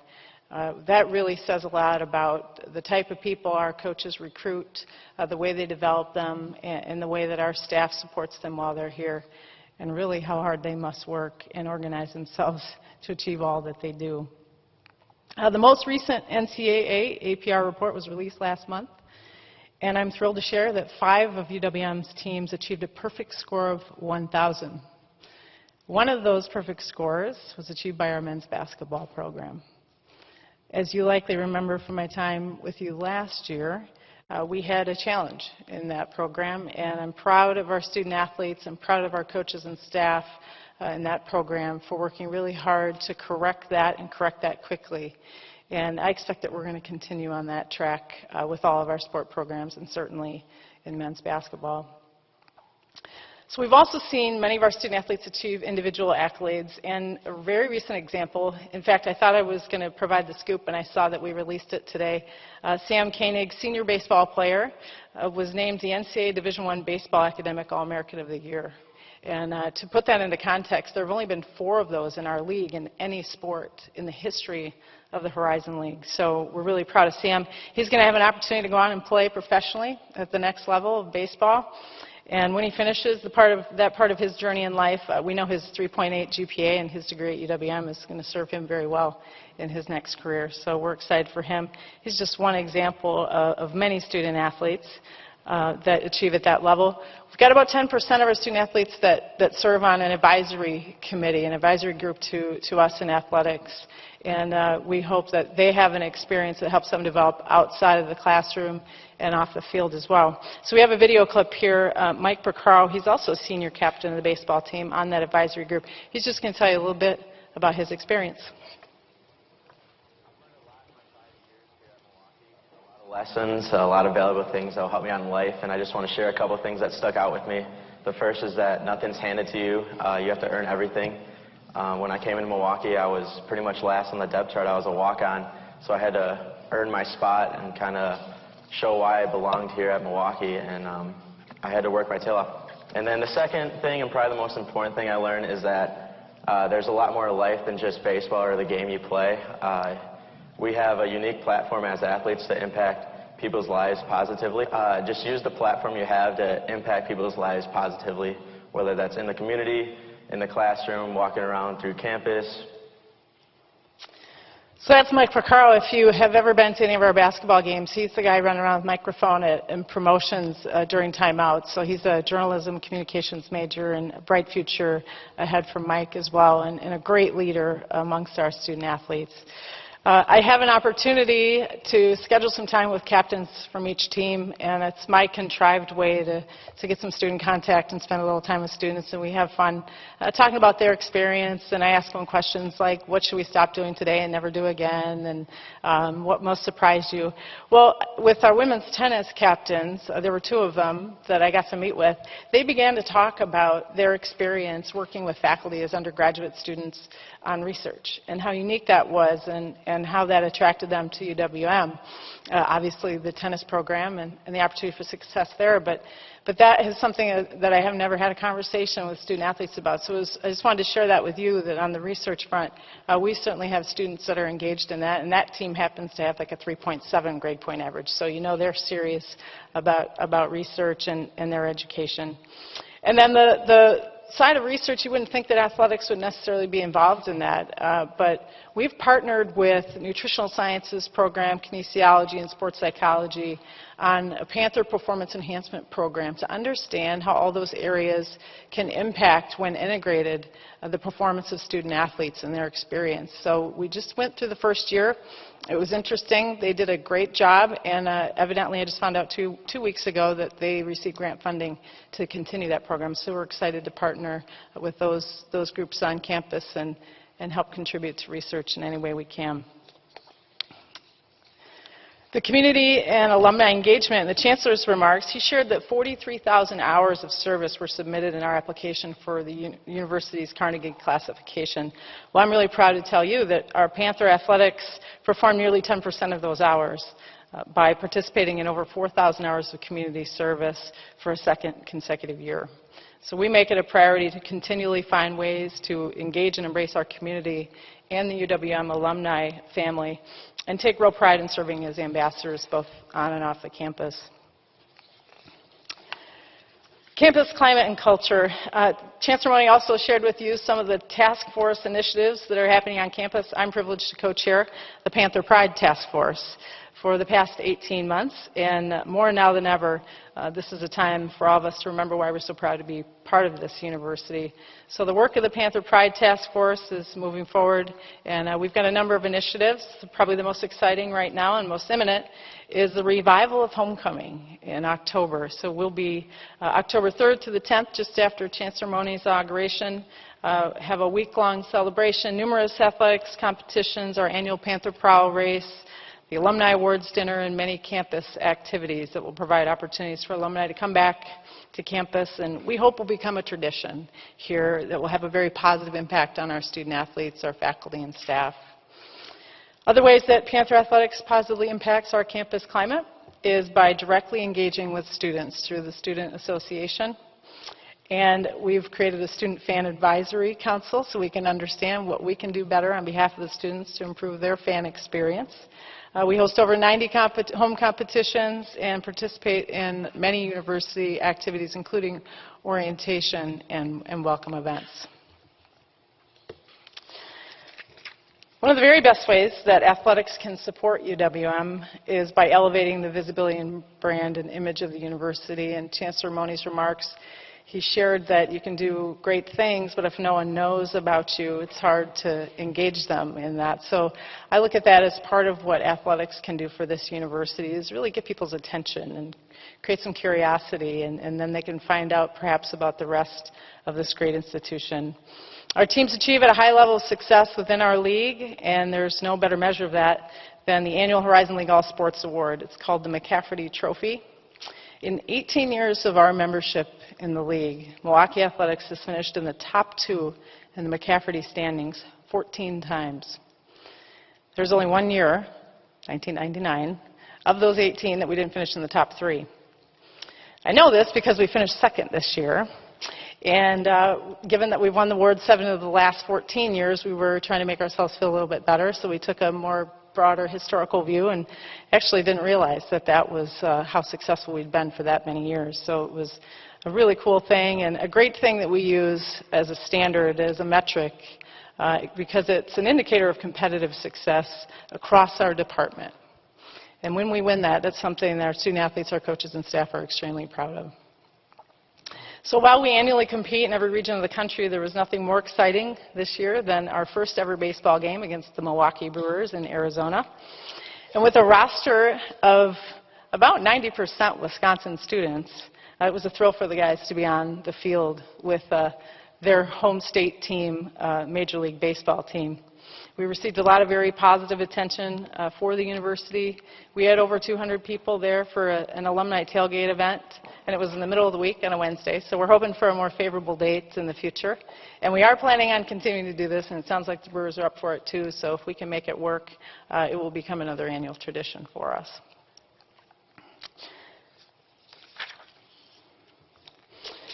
Through media and social media, our department also has a very unique opportunity on behalf of the institution to elevate the visibility and brand of UWM. This year, Panther Athletics appeared on TV 25 times with 5 national appearances. And with one of the university's highest traffic websites, we completed a major redesign of the athletics website and established the first ever athletics online merchandise store so that our fans can now go online to our website and buy their Panthers gear to cheer on the Panthers. So as you can see, athletics at UWM lines up very well with our university's priorities, and we've accomplished much on behalf of this university in a very short period of time in Division I. So in order to sustain this tremendous momentum and success as a Division I program, we're going to need to continue to attract the talented coaches, staff, and student-athletes that have made it happen over the years, which brings us to our greatest challenge. This is a common theme I recognize, and certainly not unique to athletics. As you likely know, athletics at UWM has a history of budget challenges. The reality in college athletics is that there are many moving parts, and our expenses at UWM can annually fluctuate by $100,000 or more due to things like postseason success that extends our seasons, which we're always thrilled about, but it comes with a price tag, as well as NCAA and league changes, many of which you've probably read about, that impact our budgets on an annual basis as well. So with the latest university budget cuts, athletics will certainly contribute our share, as we have with all of the recent cuts that have occurred. But as a former student athlete, I'm a competitor, and I'm committed to continuing to identify opportunities to help support our student athletes in our programs here at UWM. Noted on this slide, the university's investment in athletics at UWM is less than 2% of the university's budget, and actually less than $1 million comes from direct university support. Of that $1 million, about 80% goes back to the university in fees and permanent budget cuts already. So given the performance of our student athletes, both on and off the field, it's my humble opinion that athletics represents a very good investment here at UWM, especially in comparison to our league members and our aspirational peers, where that percentage can range anywhere from 4 to 11%. So as I cited earlier, we're going to have the first balanced budget in 15 years here at UWM. And I'm really encouraged by our growth in revenue. As you can see on the slide, we've had over the last 2 years pretty significant increases in donors and dollars raised. And we're at a level now that we've never been at UWM, and I think it's just the beginning. It's going to take time. It's not a leaps and bounds situation necessarily, but I know that we can do our part to help ourselves. We're certainly on the right track, and I believe that we can continue to do that. So Panther Athletics will continue to push forward and work hard on behalf of our student athletes and this university, because our success has a truly positive impact on UWM and this community. So I want to thank you again for the opportunity here today, and thank you also for your service on behalf of the University of Wisconsin system and all of our campuses. I know right now is a trying time, and we do appreciate all the work that you do. So with that, I'm happy to answer any of your questions. A couple of comments. First of all, I got the invitation, and I really would have loved to have come to Arizona. It looked like a lot of fun. Second comment, I really like your logo. Thank you. Yeah, we love it. I went down and looked for something to get with it. It's a good logo. And then finally, PanthersGear.com. And then, but on a serious note, winning is good, increasing revenue is good, but I really want to compliment you on the GPA. These are student athletes.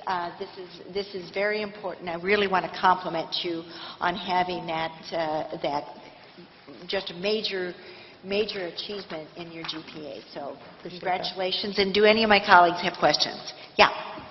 Thank you. And I would just echo Regent President Milner's comments about the GPA accomplishments. As you may remember, Amanda, or you may not, we talked last year a little bit about the academic progress rate question related to the men's basketball program. And I see embedded in this report is some great progress, and I just wanted to compliment and congratulate you and Coach Jeter and others who are involved in making that progress. I know we've still got one more year to go to sort of clear the hurdle to regain eligibility. No, we're eligible.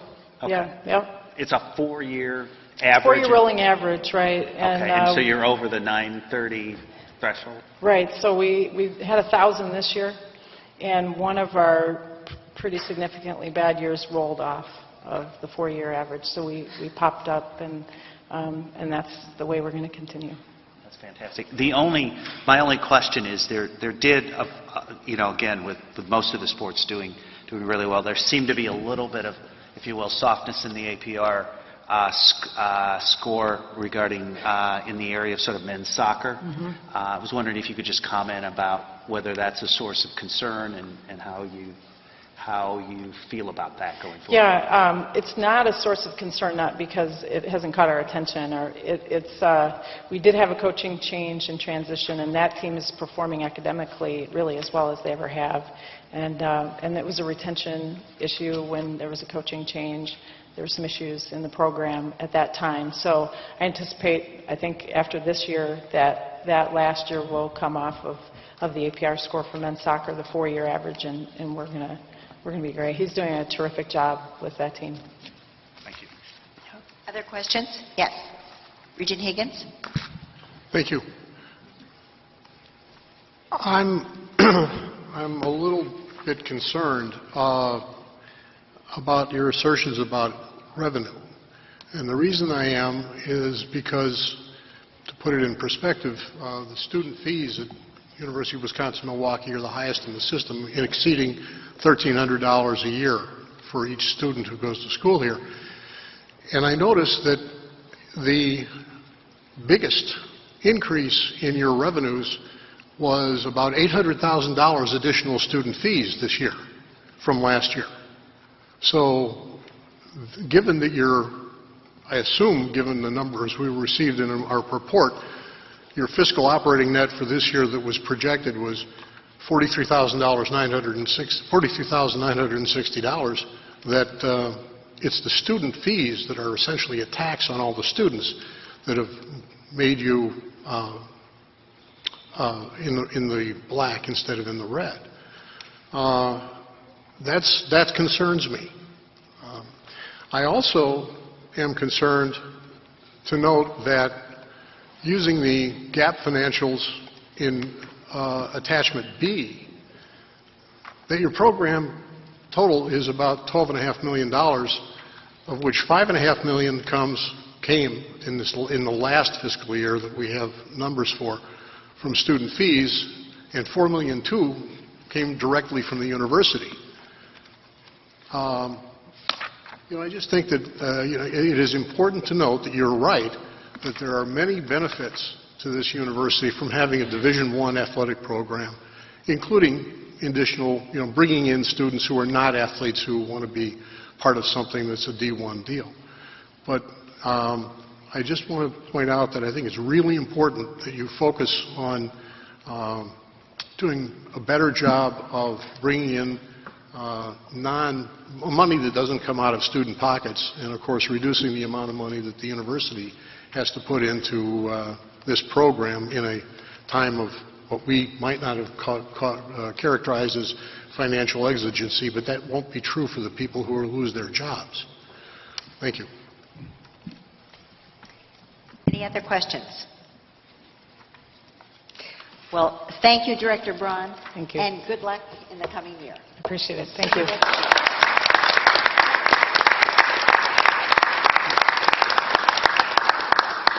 All right, Regents, I'm going to call upon Regent Peterson to present the resolution to move into closed session. I move the Board of Regents move into closed session to consider personal histories related to the naming of a facility at UW-Milwaukee as permitted by Section 1985 1F Wisconsin statutes, to consider a faculty member request for a review of a UW Stout personnel-related decision as permitted by Section 1985 1F Wisconsin statutes, to consider student request for review of a UW-Madison decision as permitted by Section 1985 1A, to confer with legal counsel regarding pending or potential litigation as permitted by Section 1985 1G, and lastly, to consider annual personnel evaluations as permitted by Section 1985 1C Wisconsin statutes. Second it. That was very well done. Regent Bailing? Yes. Regent Bradley? Yes. Regent Delgado? Regent Evers? Regent Grebe? Yes. Regent Farrow? Regent Hall? Regent Harsey? Regent Manydeeds? Regent Higgins? Regent Milner? Yes. Regent Mueller? Regent Peterson? Yes. Regent Pruitt? Yes. Regent Purath? Regent Vasquez? Regent Whitburn? Yes. Thank you.